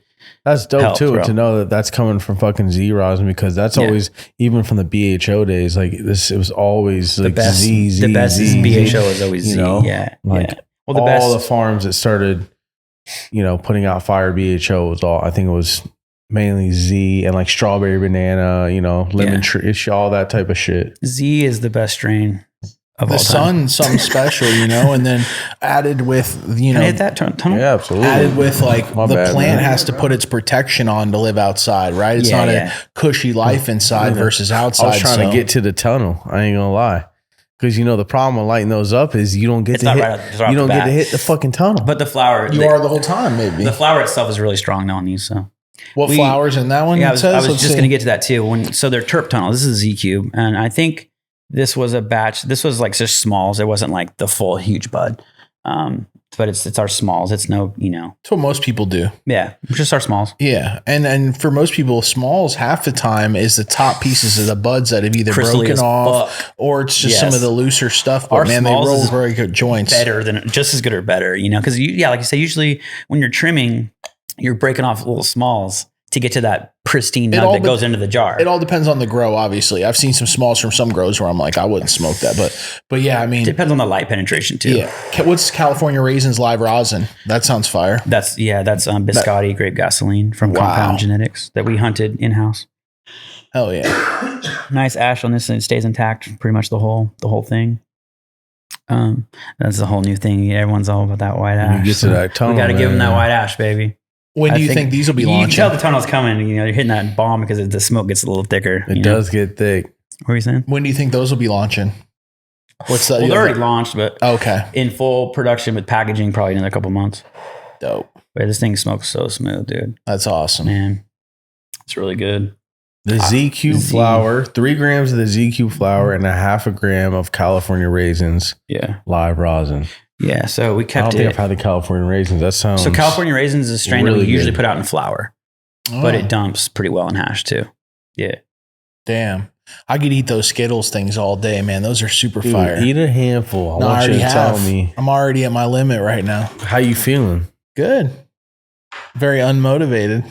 Yeah, about to go fucking chill out, huh? Nah, I'm feeling good, man. They're good. That's why I said they're light enough where you can enjoy a handful. Yeah, man, it hits hard too. I'm coughing. Yeah, there you go. So like we pheno hunted the California raisins when we pheno hunt, it's usually for flour, right? But we test everything for hash, what it does for hash. Of course, yeah. So like the resin dial, we pull out the resin dial and see what it does. Dope. Super cool new thing. We just got that in the garden as well. The resin dial. Mm-hmm. Yeah. So we bust out about an ounce of our flour. You know, we freeze it. Fresh. Yep. Well, yeah, usually it's fresh frozen, but if it's not fresh frozen, we'll just freeze it for a day, run it through the resin dial, and then the full spec screen that they have is like 70 to 160 U. And you seen a little hole in there? Yeah. You seen the little rosin ball in there? Yeah. That's what I was looking for. I was like, there it is. There'll be a couple of them in there. But yeah, so yeah, if it dumps in that certain spectrum, that's like the money spot. That's that money, that 90 to 120 if it's dumping in there. And then it's like a little test wash. Because before you would just shake a jar. Ask that now. Which was it, 90 U, 120 U? Everyone's like, what U is it? But that shit does make sense, you know? No, but it does. That rosin that you're looking at right there it shows what level of heady you are. Yeah, you know? Yeah, it definitely shows the heady. It shows the heady. They got to level. know. Yeah. And then they might check. Yeah, I mean, our full spectrum rosin is just as white as our 90 to 120. Damn. Yeah, we wouldn't put full spectrum rosin in a jar if it was dark or brown. It has to have that color. It's very indicative of like the quality of the product. Nature's got a pretty cool greenhouse. Have you guys done any rosin out of their flour yet? We are working on that right now. Yep. We're making sure that the rosin is really dialed in over there because our rosin on the black market is like stupid. So they're almost there. I remember when I first went there, it's just night and day since when I went. Yeah. They're just their washroom and their pressing. They have really nice low temp plates like stacked, and they're using really nice equipment, nice companies. My buddy was telling me they have a guru that walks around. Have you heard? A shaman. A shaman. Yeah. I just heard about this. Yeah, they got a shaman over there. He's doing. Thought they had Tony Robbins over in that bitch walking around. No, it's even wilder. He's sick. Yeah, listen. He has his own like spot. He has his own office where he does like just experimenting with different like compounds, and I think he's taking cannabis and like mixing them with different things and seeing what they do. And he like blesses people throughout the day. They do like it's crazy. He's a really cool guy. Trippy out there. Yeah, he's really cool. No, it's a very spiritual workplace, which is super cool. It's like he has been doing mushrooms since he was 2 years old. There you go. It's like I've heard some stories. Like that's what I'm saying. There's some wild stories He's in out there. another dimension then. He's been doing mushrooms since he was 2 years old. There's another one, another terp. Let's put it that way. Terp ball? Yeah. Bro's on a different realm, bro. Terp ball in the terp tunnel. That's another terp ball. Hit it, baby. Get it. Dude. Very subtle Z on that. It's more gas. That one was just like, I don't know. Usually the ZQ for us, it really has that lime until the very end. But I think that batch, it's weird. It varies. Sometimes it'll be super gassy. And I think it's how long you take it. Because Heisenberg, he got the ZQ. Okay, listen, we have that same cut. Is that what it is? I like it. I like it. We have the same cut as Heisenberg. Yeah, it's fire. Yeah. It's fire. Yeah. You can smoke the shit out of it and be like, it's potent. I'm fi as fuck. So there's a backstory on that cut. Let's hear it. This dude, Come on, man, you heard it here first. It's the old growth grown cut. I'm just gonna say right now. Old growth gardens. Yeah, old growth grown. He's up in Arcata, and he sat in line at Emerald Cup for I think like 6 or 7 hours, and I think 2014, 15, and it was when Dying Breed. So it's another crazy part of that story is that, and I don't know if I should even tell this, but because I talked to Tony and Fields about. Because I like to dig in deep. I'm like really into Skittles. And I'm like, I love to hear stories. I'm like, it's one of the most famous strains. It goes back to me being a musician because I like watching music biographies and I like watching like behind the scenes and shit. So like if I get Tony and Fields in the same room, I'm going to ask them some shit, But so that release, it was a Dying Breed release. I think it was supposed to be a collab, but anyways, that was like the backstory. But anyways, it was supposed to be a collab between like the boys in Dying Breed, I think. But then it ended up just being a Dying Breed release. The Z Cube, and I think it was Watermelon Skittles. It was La Mange, and a few others. OGZ, I think, was right before that. You're talking about the seeds, correct? The seed drop. Yeah. Was this an Emerald Cup? Debut Z Cube. You remember when Z Cube dropped? I think this originally. motherfucker had me in line that day. Yeah, we bought a bunch of seeds from that drop. It was 2014, right? Yeah. Those seed names ring a bell. Yeah. I was about to say. We hunted. Is that the year this fool had like 8 of us waiting in different lines? It probably was, bro. Seeds? It was an epic year of. It was an epic release that Dying Breed did that year. Oh, where the fuck's our cuts at, buddy? I still have those seeds. You still have them? Are you serious? Fucking A, bro. Look at this ash. It's like as white as this fucking. There you go. Do you really still have those? Make me an offer, big dogs, and maybe me and Seal. Yeah, maybe I can get my money back. I want those seeds, bro. I was peeling off. No, we finally got space. This year's the year right here. Honestly, bro, I don't really like Dying Breed's seeds. Really? I love their genetics. I don't like popping their seeds. What was the other one? And I don't like popping the Terp Hawk You seeds. got to hunt. I'm just being real. I'm Why on is this that? show to be real. Yeah, but why is that though? They just didn't germinate very well for me. Oh, okay. The homie that hunted the Z Cube and stood in line, he was better at hunting seeds at the time. It's tough. I was shitty at it. Seeds is a tough game. I'm better at it now, but I was shitty at it back then. I was tough. killing. He gave me thousands of seeds. I killed them all off because I didn't know what the fuck I was doing. I was upset. Yeah. So anyways, he found that cut, and then that's been his bread and butter for like ever since then. But I remember he had 4 phenotypes, and they were unlabeled. They weren't even numbered. Right. This is how like unorganized this motherfucker was, or straight up is. And then it was 3 or 4 La Mange phenotypes too. I don't know if you guys. I don't even think they even released the genetics of La Mange. It was just like a lemon tree type Z. It was lemon and orange, so it's like, which we just lost that cut. Like I just got rid of it because I was just kind of tired of the lemon tangy terps or whatever.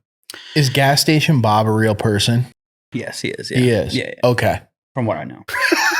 Yeah. Why do you laugh? I think I've seen pictures of him. Yeah. Because I'm like, if this dude's What been about there, Gas Station Bob? He's the guy who bred No, Skittles. he's Gas the guy Station Bob supposedly- bred it. He's but the guy who bred it and did the work and did the Bred what? pollination. Z. Skittles. Okay. That's why I asked if it's a real, because it would be like me being like, yeah, it's Bob. We used to call back in the day all the old heads that were about 10 years That's older on than the me. Mango episode. That's what They you were would, talking about. but they would blame shit Bob on meet Bob. Yeah, literally. Or they would blame shit. They'd be like, oh, that's my boy, Bob. And I know he's lying. I got the lime trips on that one right there. I got the Z on that one. but that'd be like, Yeah. Gas Station Bob. So You're when gonna I get heard Z right that, there. I'm like, that's some old head shit of like pretending there's So a do person. you think his real name is Bob?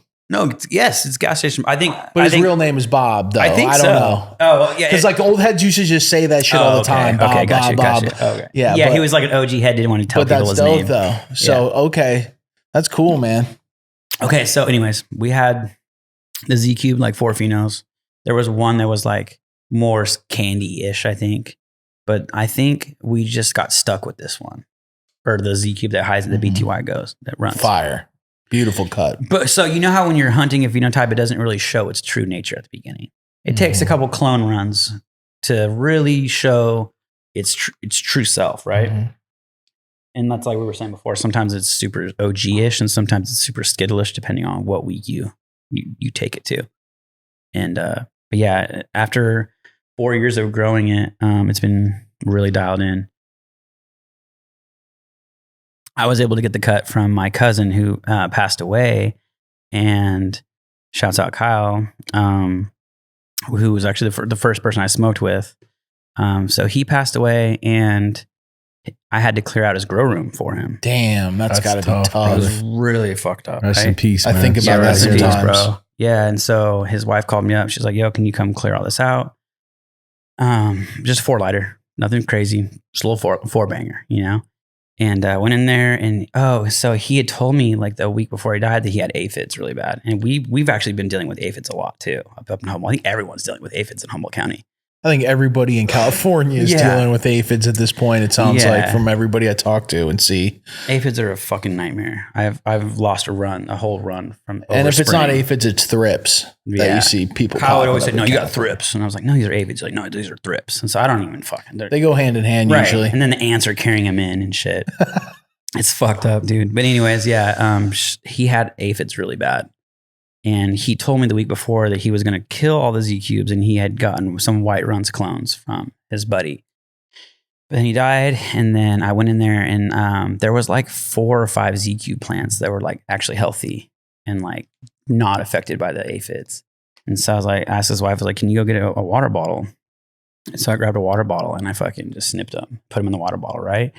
Usually it takes like 3 or 4 weeks to get like roots like really bursting out to where I would really even put them in the soil. You guys have seen my roots on the gram. They're usually like just robust. It usually takes about a month. Those motherfuckers were rooted like that in like a week. Wow, yeah, quick. Yeah, in a week, and they were ready. And actually Z Cube has kind of been a finicky strain to grow. And it's kind of like Skittles. I think it's the Z in it that makes it kind of hard to root, you know, in veg. But once it hits its stride and it goes into bloom, it's just like, fuck y'all, like, let's get it, let's go. And then it's just like, the leaves are turning purple, which Skittles doesn't do. And it's just gas. And so I was able to preserve that strain. I wasn't really able to get this strain direct from the guy who hunted it because he kept it really tight. He kept it in-house. And I had it before years back, but this was before I realized that bag appeal wasn't everything, right? When you're growing Skittle varieties, and it's at a time in the community when everyone wants to see purple fucking trichomed out grenades, right? And you hit them with some Skittles, and they're like, "What the fuck is this bullshit?" Right? So it was one of those things where I was like, "Okay, I can't grow it." But then once I was able to truly appreciate the taste and the high, I needed it back. I needed the cut back, but I couldn't get it from that dude. I think me and that dude don't even really associate anymore. There's some other bullshit that went down that there's a lot of people that I just don't fuck with. You know what I mean? But I was able to get the cut from my cousin that passed away. And so I'm just going to keep running that shit. And I almost lost it since then just because I took like 4 cuts. I think like 3 or 4 of them rooted really, really well, mothered them out, and then almost lost it. And then I had one mother that was like just not even a mother, like a veg plant that was probably like yay big. Gave it to my neighbor who's like has an 8-lighter that I set him up with. He's like growing some of the jelly wizard flower. And so he's mothering it out. Went over there, and the mother looked like shit. The only reason I gave him the mother is because I was going out of town, right? And like I take a lot of pride in my veg plants. Like that's where it all fucking starts. You know what I mean? Like I love organic gardening. I love, you know, top amending and, you know, all that shit, microbes and teas and all that bullshit. And so my veg plants are always really buttery. So anyways, when I show up at his spot, it's just like kind of like wispy and like just not what I gave. I gave you this plant 2 weeks ago. It looks like ass, bro. So whatever, took cuts off it anyways. And they rooted in like a week. They were like, just going ham, you know. That strain refuses to die. And like, you know, so now. That's good though. It's a great smoke. I got Erndo growing it too. So shouts out Erndo. Is about to pull some. Big Ernie, right? Big Ernie. Yeah, Big Ernie's. Let's go, we're about to bring chop. A full circle. Yeah. So Ernie's been a real one. Yep. So Ernie's back. Not many make it 20 years later. Road. Yeah, not bro. I mean, you know, this guy's barely hanging on. How long's it been? What? Yeah, right. They've been growing like I'm not surprised. Many. Bro, when Erndo came back to my 18. House like last year, I gave him the California raisins cut. I gave him like apple fritter. I'm always just giving him cuts. But when he came back the last time, like all my plants were in my parents' garage, and he was like looking around. I was like, I can't believe you guys still fucking running this garage. And I was just like, damn. To hold on to one place that long? That's unheard of. That only happens in California. Yeah. If you're in any other state where they're actually avidly busting spots. Yeah. Whew, that's tough, man. I mean, the only places I've heard of like that is dudes that own like their family owned the property, and then when their family died, they took over, and then they were able to like build. I knew some guys in Florida who were in the inner parts of Florida where it's just like land for days, right? And their family owned the property before them, and they took it over. And when they took it over, it was like horse farms. They could do whatever they wanted out there. Wow. So they went ham and they put a bunch of units out there and grew. But like that's where because you're like, yeah, no one's gonna bother me. I could be here 10 years, and no one's gonna come out here if I don't want. Where like in the city, that's unheard of. Yeah, so we're about to chop some of that Z down, and that's I want to like we've been growing a bunch of different strains, but I really want to like consolidate our genetics into like a handful. Like a year from now, you're only gonna be able to get Z Cube from us, the double rainbow, like the Rainbow Belts cross, and then maybe California raisins if we keep it around. I'm doing some pheno hunting of the 9 weeks harvest stuff. I don't know if you guys have heard of his stuff. It's like Julio the seed plug, but we're hunting through a bunch of his stuff right now, and then we're gonna hunt through a couple more things. I always tell myself I'm gonna stop hunting seeds. And then something pops, something releases, and I'm like, fuck. All right. And I do the paper towel tech in a paper plate. So it's always a Dixie plate. Shouts out Dixie. The paper ones. The paper plates. Okay. Because they're like thick. If you use any, and I'm putting y'all on game right now, I'm putting anyone watching or listening, because if you use any of the paper plate, it's going to dwindle and be soggy. And you're going to have to go through whatever, different paper plate every day or whatever, or maybe because you want to keep that seed really moist, and that's why people put it in water or whatever, because it just stays super moist. But yeah, I do the paper towel, the hefty Dixie plates, because they stay. The hefty has to be the hefty ones. The regular, I'm like, you still gonna have to replace the hefty Dixie plates. Thick. Hold that water really well. You put the paper towel and you put them in between there. You wet that, and then you close it in like two plates. So there's a paper plate on the bottom that's labeled with the strain. You got your paper towel. You put your seeds in there, cover it, and then you put your other paper plate labeled as well, like a flying saucer. Like a flying saucer. Okay. Yeah, and you're watering that constantly throughout the day, like once in the morning, once in the afternoon, and then once at night. And I water it and I let it kind of run off.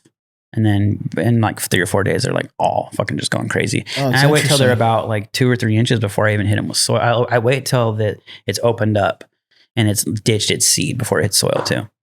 Some people will just like go right into soil, but I've had a lot of plants just dip out if I put them in the soil too early, and they're just like, it's an interesting way because you're getting breathability. Yeah. I take them, I put them in a paper towel, and then I take a Ziploc bag and I close it everything but about 3/4. That's how I lost a bunch when I did that. And I just leave them. And then as soon as they sprout, I turn them all the same way. So the sprout goes down. I do that too. I do that, yeah. And then I just unzip it back and I'll wait for them all to pop. But I like that. That's interesting because breathability is key. Remember when I said that I lost thousands of dollars of seed from that one dude? That's what happened. I put them all. That used to be my tech. I would like, because it was all about the heat pads and shit. When you're doing clones, like put a heat mat under. I stopped doing heat pads completely too, because the ambient temp and like where I'm at is usually like 70 degrees anyway. So it's like perfect. No need for extra heat. It's just going to dry them out super fast. But I think that was my tech when I was like early on popping seeds, was like a heat mat and a paper plate with a bag, like with the fucking, a plastic bag, and then the paper towel inside that, and they were just like, I think too moist or something. The humidity was way too high. My favorite weeds I've seen that have crossed anybody's in 18 years is Preferred Gardens. His seed popping? Yeah, like he has them in the cubes, mini room in the stacks, right? And that mini room where it's like, it was like 80% humidity. Yeah. It was like literally it has to be super high humidity. Yeah. And we planted them in these he plants direct. He takes them and puts them right in the pot. Yeah. But then he puts it in this room where it's 75, 80% humidity with lights on. Humidifiers going all day long. Yeah. And I'm like, oh, I fuck with this. Like you literally have a rainforest in here. Like, yeah, everything's going to sprout, go crazy. You think about the humidity is always tapering down throughout the plant's life. So like if it's a seed, a clone's different. A clone needs a very similar humidity to a veg plant. Yeah, agreed. But a seed needs like 80% humidity. Yeah. Yeah. Oh, so that's what I learned. Popping seeds is just keep it hella wet. And I always tell, like, when people DM me, like, hey, like, how are your seeds doing so good? Just keep them wet as fuck. Don't let them dry out ever. You know what I mean? They don't need a dry out period like your pots do. They don't need that, you know? Starting from seed is so much different than starting from clone. People like, you know, once you get, some guys will want to start growing weed and jump right into seed starts. And I'm like, man, that's the deep end. And I grew got for nothing. 15 years before I started growing from seed. And that's how you should, it's more of like you know, I've been doing it 5-6 years. Now it's time for me to pop some seeds. You never really would know what's even going on. No. And what are you picking? A keeper based on you're wasting thousands of dollars on seeds, dude. Regardless. Either way, you're going to waste so much money. Even to this day, I waste money on seeds. The only way it's worth it is if you have a big homie around you and he's overseeing the whole project. It can kind of help you know, this is the one, you know, but that's a rare. You know. I've gotten really good at it. I can say that. And now I'm like over it, but like I still find myself popping seeds because I like having shit that no one else has, even if it's just a phenotype of something that's different. Like that's exciting, you know.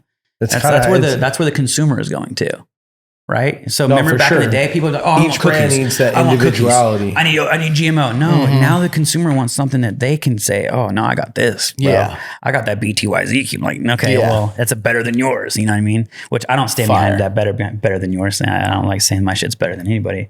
I think their crew was like BTYOG was like their thing back in the day. And then I don't even know how the homie got the cut to them, but they're crushing that cut. They're winning awards all around with that Z Cube cut. We actually were calling it Magic Z because when Skittles switched it over to the original Z from Skittles and that whole lawsuit shit, we just were like, let's just call it Magic Z because we like to call it something different. And Z Cube didn't really have a name, but then the Heisenberg dudes have been making a name of that Z Cube cut. Yeah. They really have, I can say right now. And so that's why we're just going to call it Z Cube because that Z Cube actually is making a really big name for itself. No, it's something really special. I mean, they've done great with it. The guy who hunted it thinks it's like the best ZQ pheno. Fields and Tony both want the cut, and then Brandon like wants the cut too. Like they all love the cut. So it's fire. It is. I'm really proud of that one. I'm glad that I was able to get it from Kyle's spot and keep it alive and keep it going because I don't want to have like 10 strands on the menu. I want people to be like, yo, I want this or this. I don't want to be able to actually have a menu. Like right now, we don't have a flower menu. It's always like changing like all the time because we have like 3 or 4 growers that grow for us and they like growing different shit. It started out as just me and Kyle, right? So when I like finished high school, I moved down to Bakersfield because that's where Kyle was living. And this was before the car accident. So I just got out of high school, did my thing, and I moved in with Kyle, and then we started driving from Bakersfield up to Humboldt to buy packs because he was just selling like whatever. And so he started, and I was like he's like, I knew all the dudes in Fortuna, you know, and I was literally driving behind him sometimes because he was so paranoid on like cops and shit. Like he would have like 10 packs. By the time he got up to like 10 pounds, I was fucking driving behind him and shit. And that's how we got our start, was like just moving packs from Humboldt to Bakersfield. And the dude that he was selling to, I still work with to this day, you know, as well. Because after Kyle passed away, at the memorial and shit, like all the homies got together and we were all chilling. We all, you know, we had to keep shit going. Because Kyle was like the integral force. He was like I wouldn't know the guy that I got the Z Cube cut from if it wasn't for Kyle. I wouldn't know John, who is now my main rosin processor, if it wasn't for Kyle. Because Kyle worked at NHS, which is the only grow store in Fortuna. NHS was like, if you live in like the Cuts, you can go to certain grow stores that are out in the hills. But if you were like in Fortuna, there's like one grow store. So Kyle worked at that grow store, so he was able to network with all the local growers. And so if he's brokering packs, you know, and all the local growers are just hooking them up. And so that was just the shit. And so from there, Kyle started growing, and I was already growing. And so me and Erndo taught him how to grow. And then, you know, it was so Jelly Wizard was just like me, my personal garden, my 4-lighter, and then Kyle's 4-lighter. So, and then the homie Kevin, the old growth grows, he had like a 20-lighter or something, and he would break off packs for us every now and then. So it was like, it wasn't like all grown by me. You know what I mean?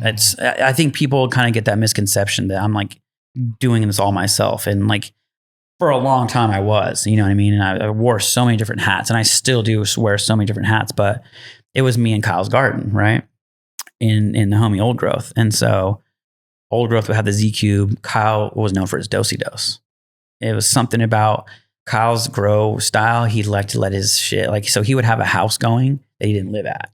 And then he had his house going too. Mm-hmm. And so the house that he was going that he didn't live at would get dried out pretty, extreme. And he wouldn't go there every day or every other day. He went there like once a week. And it wasn't on irrigation. It was just hand water. And he went there like once a week, and he has gavitas on like 1100, like full blast. Jeez. And he always wondered why he had fucking seeds and shit, right? I'm like, well, you're stressing the fuck out of your plants, homeboy, But anyways, the Dosey loved that. The Dosey fucking loved that style. You know how different strains come from different climates. They like different watering schedules. Some like super hard drybacks. They love the dryback, bro. And so his Dosey was like black. It was so purple and it was so terpy. And he added like the sugars and stuff and the molasses and stuff. And so we have a really like regiment, like a really like hardcore regiment with like our inputs and stuff that we do we like to stress our plants too at the very end. I'll go in there and damn near chop the plant fully down and let it still grow for another day or two in the dark, to really let it put out its trikes and let the females just, try to get her seed out and do her thing. But yeah. And so as we expanded, it's pretty rad that we're blessed that we need to sell more flower. Because when you're growing a 4-lighter, if you're lucky, you'll get 8 pounds out of that 4-lighter. If you're sometimes 5, sometimes 2, sometimes you get a half pound of light. You know what I mean? We grew for 10 years and we got a half pound of light out of a 4-lighter. We were able to survive with 2 pounds of light, selling it at $1,800 a pound, struggling because the PG&E is butt raping you up there.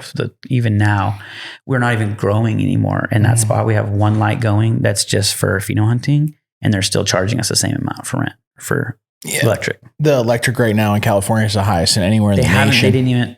So I'm like, why don't we just set up more lights? If they're going to charge us the same, let's just keep it going because we're still paying. So that's the dilemma that we're in right now with my parents. We're like trying to figure out if we still want to keep that room going because we're paying for it to stay going. But anyways, yeah. And so as we start selling more of our, because we start as like an edible company. And very rarely does like an edible company have demand for their other products. I feel like we're, it's like, what's an edible company that makes good flower or good rosin? It's like, so we didn't really want to be pigeonholed as an edible company. So I can only think of like one. Yeah. I personally can't off the top of my head. Punch Extracts is the only place. Punch is killing it. That started with an edible and now they do rosin, but flower, I can't think of any. Yeah. Just rosin. 710 Labs has really good rosin and their edibles are good from what I've heard. The edibles came way later. Even their flower came way later. Yeah, I'm trying to think of like who came out in the market with edibles and then rosin. No, just you and him. Like there's only 2 I can think of. We didn't want to get pigeonholed into just being an edible company. So like me being a grower, that was like really important that we were putting out good flower and shit too. So the flower was always selling, but I think it wasn't until we went to like Astor Club in New York. And that really, certain things in your career will make you like, kind of like skyrocket you a little bit. And like shouts out Ted from Alien Labs. Like he gave us a shout out. When I first started, he was like, noticed me and he was like, hey, he like posted me on his story. He was like, on his page, he like posted me, which was really cool because he didn't like really promote any other brands like at all. It was like strictly Alien Labs. And so it was one of those moments like that where it's like, that was a huge boom. And then we went to New York. It's a huge hub in New York, bro. That's where everyone's moving. That's where all the flower, we've been selling our flower to New York for the past 10, it's been going out there for 10 years either way to wrap California's been, it always goes to New York, right? But when you actually physically go there and they I don't know, there's something about that. It was another really like. You mean on 420? Yeah. Yeah. But we went before too. Oh, okay. So I remember I saw it. What did I see you guys? I remember I saw it. Was that on 420? Yeah. The dinner at the dinner thing? Yeah. So we went before that though. We did like an exclusive Jelly Wizard thing. I saw that. Yeah. Really cool. That was fucking rad to be able to like meet people in person that support us. That was fucking rad. And they were like hyping you up. You know what I mean? It was really humbling at the same time, but like, people that have been working with us on behind that we never met, like, oh, dude, I've been buying your shit for years, bro. Like, yeah. So that was cool. But then we did the Doja Pack Alien Labs event at Washington Square Park. Were you guys at that spot? Yeah. Yeah. Cause there was like so many fucking thousands of people. Yeah. And so we met a kid actually at that event who was, hunted through the more recent Z-Cube release that I think they re-released it. Yep. At Emerald Cup. Right. Yep. So he was able to snag a pack. I had 4 of them. I'm hunting. Oh, you did? 4 packs. Did you pop them yet? Yep. Cool. I was gonna say if you didn't pop them, no, those are going on, buddy. Those are going right now. Nah. So he popped them and fucking he found a male and he's sending me the pollen. Yeesh. Yes. So I need to text him because he's like, I'm just waiting to see if the pollen's viable and it's like it stays stable before I even send it to you. He's not even gonna send me shitty ass pollen. And then now we can actually do a dedicated like breeding project with ZQ pollen. That's dope. So that's going to be exciting because all of our breeding stuff in the past has been from like Herm, like a strain that like just released its own pollen. And then we would just be like, oh, well, it had to have been this because this is the only seed in the room. Because usually, I know I say like when we do pheno hunting, it'll be like 95% clone and then like a couple seeds in that room. So maybe one of those seeds will be a male or something, but it's never two males. You know what I mean? So that's how we like just did small seed releases in the past, but this new release is going to be Z cube crossed back to our female Z cube. So that's going to be like our octo Z type shit. That's wild. And then, we're going to mainly hunt through those to try to find something crazy out of that. But we're also going to hit it with California raisins or hit the California raisins. And then, what's the other one that we're running? Just any pheno that we keep, we're going to hit it with the Z cube. So that's all the new upcoming stuff. That's the shit that'll probably be releasing in a year or whatever the fuck after we hunt it and find something that we can. And then the other seed releases we did too. We just release them to the public without testing, and let the consumer be the tester, and we just release them super cheap. And then we're getting the results back right now, and they're fucking dank as fuck. So wow. It's super. People if you're working with up. good shit, it's going to produce good shit, you know. And like, there's not a lot of breeders coming out of Humboldt that really like crush it. I feel like there's only a handful of growers in Humboldt that are even crushing it. So there's a lot of growers, but not a lot that are doing something that is going to be sustainable for years to come. I feel like. Yeah, it's weird. There's a lot of guys in Humboldt that make seeds but don't sell them.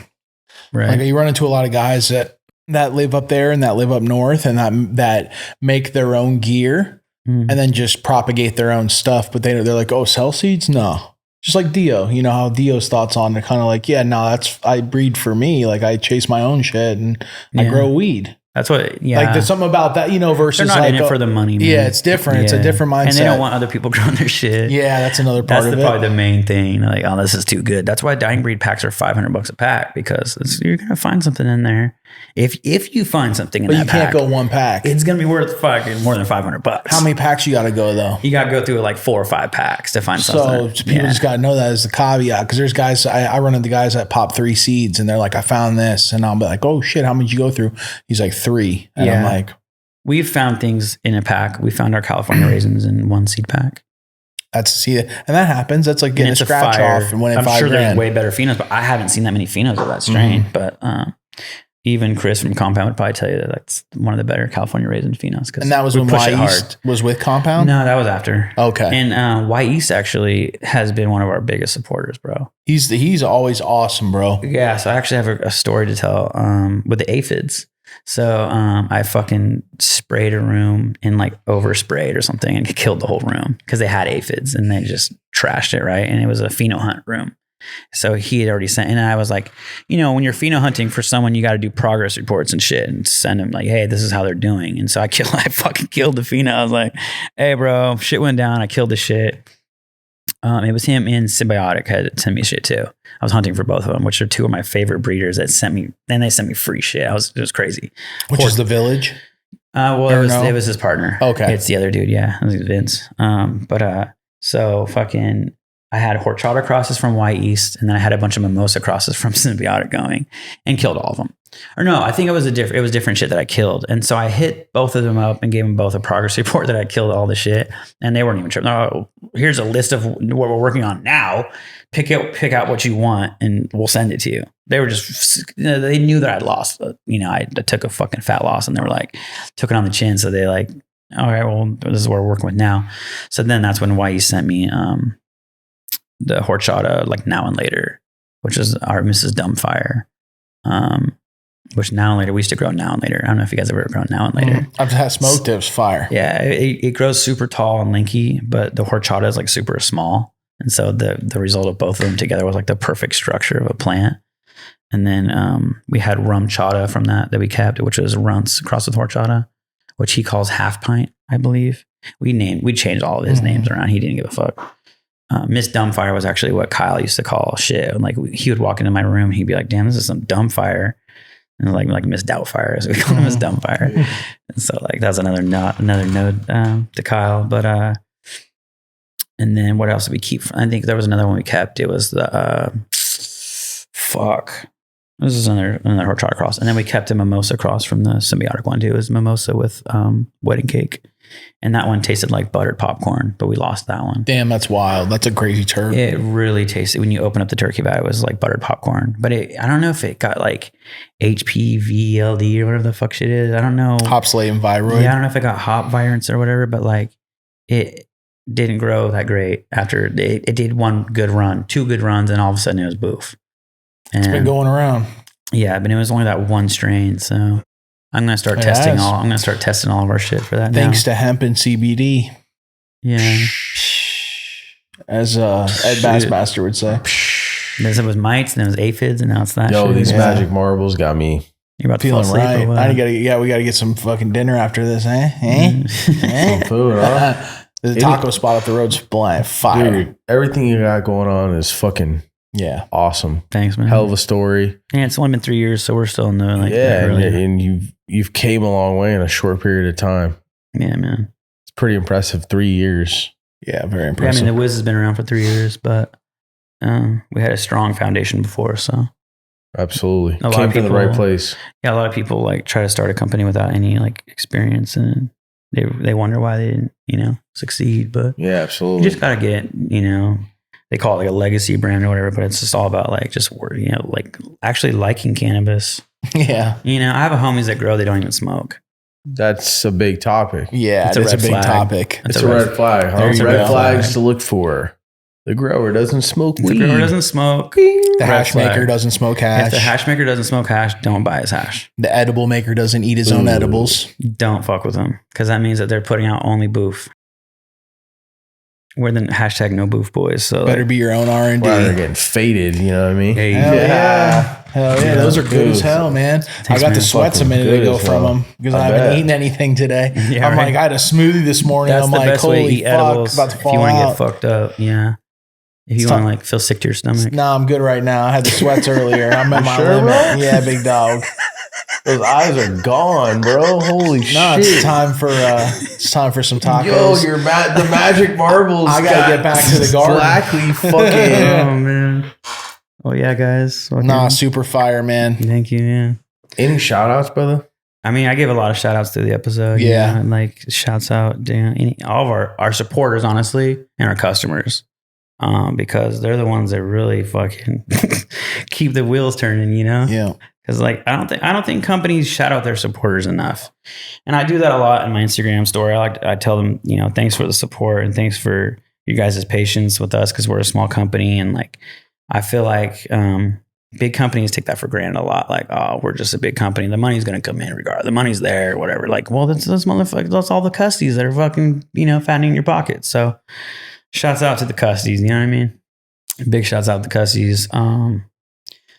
Trying to think of any like companies that we fuck with, but Natura. Big shout out big Natura, shouts out obviously. Natura, yeah. They're You good approached peeps. them about the deal or did they approach you? No, they originally? approached us, yeah. Okay. Yeah. That was cool. That They is approached cool. us before Josh was working, and then they approached us, and I think Josh hit us up, and it's been a wild ride, and we're just at the beginning of that too. They're a very new company as well. Yeah. They were like just starting up kind of around the time we were just starting up, and they saw a spark in what we were doing. It's a cool fit. Likewise, yeah. And so, Yeah.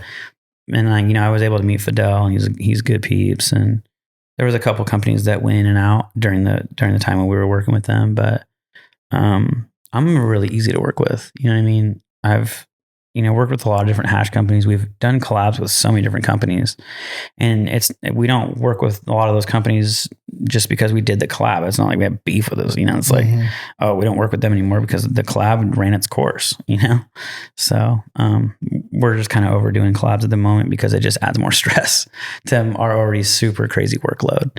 We're getting to the point where we can't do collabs because are fucking, we're so busy, and it's like, okay, well, do you want to do this? Well, it's like, well, if we have time, you know what I mean? But some things, we'll make time if it's like fucking, I don't fuck with Houseplant. I fuck with Seth Rogen, but I don't fuck with his weed brand, but he's a funny dude. If some cool celebrity that I respected hit us up, I might be like, hey, maybe we'll come up with something cool, but it has to be, I guess, a celebrity that like is prominent in weed. There's a lot of celebrities getting into the weed game that have nothing to do with it that I don't respect. I can see you co-signing like a Cactus Jack edible, like a cool cactus. So I could see you, what I'm saying? I could see a few different cool collabs happening through different people. Obviously that's Alien Labs and the homies, but I'm just saying that's a cool like triple collab or triple, you're some dope band shit. You know what I'm saying? Yeah, there you go. We have worked with bands. Sublime's big into weed. We endorse bands too. Shouts out Benny from Tsunami. He's like one of the best drummers in the hardcore scene right now. He's a fucking animal. And we endorse him. We give him free shit. That's dope. When you go on tour, it's hard to sleep. You're in the van, you're in the floor, you're in a hotel, you're in some sketchy fucking house. So I load him up with gummies every time before he goes on tour just to make sure that he's sleeping right. Yeah. Mm-hmm. And I give him weed. He smokes blunts and shit. He smokes heavy weed. So like if we have an abundance of flour that we're chilling on or whatever, I'll just fucking hook him up. So it needs to be dangerous on a bus. Yeah. And those are dangerous. They go through customs like it's nothing, bro. They're dangerous, huh? They'll creep up on you, huh? Oh, I'd eat the whole bag watching a movie, and next thing you know, I'd be part of the couch. It'd be dude, you last all about 5 minutes. Watching a movie with this guy. Yeah, they get on edibles. Yeah, right. Especially on edibles. Even off edibles. That's how Erndo was too. Man, you ever watch a movie with someone and they fall asleep? That's how Erndo was. Yeah, and then they be like, "Come over, watch a movie." No, but even and then the other person stares at you because you're sleeping because they feel like they should be entertained while you're watching a movie. Yeah, we're watching a movie. I had a long day over here. All right? Everybody, bro. Here's the best part. I'm gonna get to the best part right now, and I'm gonna make sure I say this. I'm gonna make sure I say this because you ever watch someone and they're acting like they're watching a movie? They fall asleep for like 20 minutes at a time, right? Then they wake up, look at you, start staring at you. You're thinking like, yeah, I know you've been asleep. They're like, you're still in my house. Like, what? And you're like, you like the movie? How's the movie? Like, yeah, it's fucking. You're like, can you tell me what's going on? You were just it's like, yo, you were just passed out. Like, no, I wasn't. Yeah, and then literally come back to you that they weren't asleep for 20 fucking minutes and just woke up. But weed'll do that to you, bro. The key, just sleep through the whole movie. Weed'll do that to you. You can definitely sleep through it, but it's annoying when someone's sleeping through it and they keep waking up acting like they're not sleeping. Just go to bed. It's like, take your ass to bed. That's better than someone talking through the movie and telling you what's going to happen the whole time. That'd be worse. I don't know what's worse. I'd rather have them sleep, bro, than be like, hey, this part's sick. You're right. This part's tight. Wait, hey. This part though, bro, I've been guilty of doing that. They go in here and it's annoying. Yeah. I don't really know many people like that, thankfully. No, me neither. I watch all my shit solo. Yeah, I haven't been to a movie in a while. This guy doesn't. I want to start going to movies again. Just get high and fucking. You can just bring the vape cartridge. Hell yeah, you can. I bring this thing right here. This guy, no lie, goes to the movies by himself. Red flag right there. Red flags to look for. That's a green flag. That's because red flag to look for. Goes to the movies by himself. Or you have to hang out with fucking people, man. And people are tough sometimes, bro. Yeah, sometimes you just need your space, plants over people all day long. Yeah. No, I love. They don't talk back, dude. Yeah. I have good times with my plants. That's like meditation for me when I go in my grow room. Yeah. Sometimes I don't really play music for them though because I've had bad luck. Oh, that's surprising. Yeah, I love it, and I tried it, but I always have bad luck on those runs. Yeah. Isn't that weird? That is weird. I remember, I think when we got robbed, I was playing music for them. So you're like, that's sad. And then I stopped. And bad juju. And then there was another time when I think I had aphids or something, and I killed him. I think I was playing music. Isn't that gnarly? The both times when the plants got prematurely chopped and not used for anything, music was playing. Oh yeah.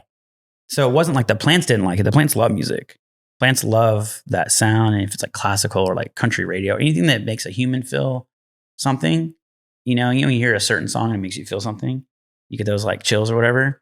A plant is a living thing, so it could feel that. Picks right? up the vibrations. It does. Yeah. There was a product years and years and years ago called like the BioWave. Right. Remember that thing? And it spins. I think so. And it's supposed to create this thing you put in a grow room. And it was thousands of dollars. Yeah. But it's supposed to recreate like the sound waves that wave through the. And it's like it was this crazy thing that growers who had too much money would always buy, right? And try to be like it's gonna. It does like. And nothing. I always knew homies that had one in the garage that was like those things are like fucking expensive. But it was always it was this thing that was like made out of metal that looked like sacred geometry. You know what that looked, and it spins.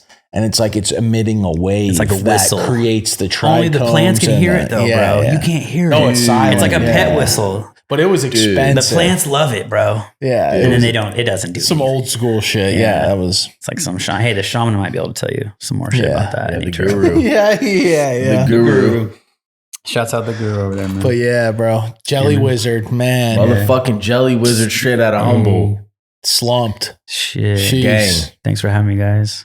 Dude, appreciate you, man. Yeah. I'm slumped. You shouldn't have gave us some magic marbles before the episode. I'm not going to lie. I thought those were like super microdose, but apparently. They're fire. They are microdose until you eat half a bag. Yeah, you eat enough. They're great tasting. Here. Grab a few more, big. If I had, we'd have to do tacos and come back to it. Yeah, I'll take them to go. A little something to go. You guys are funny. Well, man, we appreciate you. Thanks for coming out, lacing it with. For sure. Leaving out of LA tomorrow? Nah, I'll be down. My son starts school next week, starts preschool. So. Oh, so you're down here? Yeah, so I'm going to chill. Oh, so you're living down here? Yeah, so I'm like in the process of getting a welcome to the shit show, baby. Yeah, so I knew there was something to touch on there. Yeah, so I'm back in LA. Yeah. Back in the fucking shitstorm. Mm-hmm.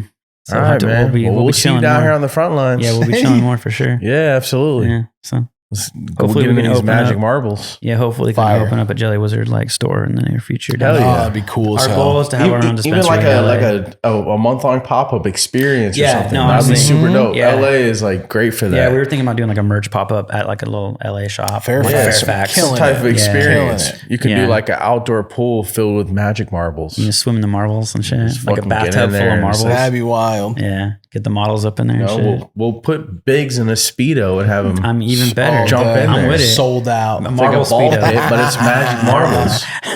Just magic man balls. I've lost my marbles. You lost me there. No. All right. Yeah. They're not all winners. And we got the massive bag of gum. How many milligrams is that big gummy bag? It's like 1,500 milligrams. 1,500 milligrams bag. each. Yeah. What are you guys doing on a weekend? You want to completely erase your whole weekend?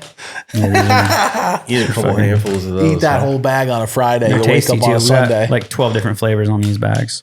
That's awesome. Yeah. So, and we're actually releasing Keep more going. flavors Get too. the sweats, bub. We're dropping like 4 new flavors like this week. Yeah. Wow. So, okay. Which ones? It's like, you know, those like blue dolphin gummies. They're like blue raspberry. From the I thought shark. you were about to say From the something. shark. From the shark, great white ones. shark. Yeah. Hell yeah. I remember those. Yeah. Yeah, the blue sharks. Yeah. Yeah. Yeah, the blue dolphins. I want to Those are release. like I want to old release school the. X-Pills. I want to release the gummy. Those two. Nah, I want to release the soda gummies too. I think that'd be sick. Like, you remember the Coca-Cola. Coca-Cola Yep. ones? Just whatever people fucking like nostalgic from their past. It's kind of cool to like, throw back on it. So you ever seen the one that's a roll of paper and it has dots on it and you eat the dots off the paper? Yeah. You know what I'm talking about? Yeah, That's some southern shit. My parents used to love that. When I talk Where'd about you get them at? Cracker Barrel? I've never seen those. Bro, when you go down south, if you ever go to the East Coast and you go to the South, you go to a place called Cracker Barrel. You ever been? I've been to Cracker Barrel. Yeah. Hey, dude, it's all candies from like when my grandparents' Biggs used to go childhood. And They had crazy. like breakfast there too, right? Yeah. But it's funny because all that shit, my parents, when they think of candy, she was like, you got to do a medicated one of those. And I'm like, They got all the nostalgic stuff, though, for sure. Yeah. For people from like Kentucky. Shit like that. From the South. You're a hick. Oh, fuck, man. Well, shit, Jelly Wizard, episode 66. yeah. Everybody hit my man Wizard up and tell him welcome to LA. Hey. And Please. let's get this party started. Yeah, check out the started here. Natura episode. Check out all the Yeah. homies he mentioned, bro. Fideli. absolutely. All those guys we have episodes with. So catch And go up. check out the behind the scenes on Patreon. Yes, So sir. drop that off. Episode 66, man. Jelly Wizards, first smoke of the day. It's a We're wrap. out. Yo, welcome to the Diamond Mine, the diamondmine.la, California source for boutique genetics, powered by yours truly, Blackleaf. And you know what that means? That means I'm bringing my best genetics into this. I'm bringing stuff I've been hiding, harboring away, stuff I haven't wanted to let out. We're bringing all that into the diamondmine.la, and we're going to offer that to California. Go on our website, hit the newsletter, and see if you could rock with us. Get on board with some of our genetics and change your garden. The diamondmine.la, powered by Blackleaf.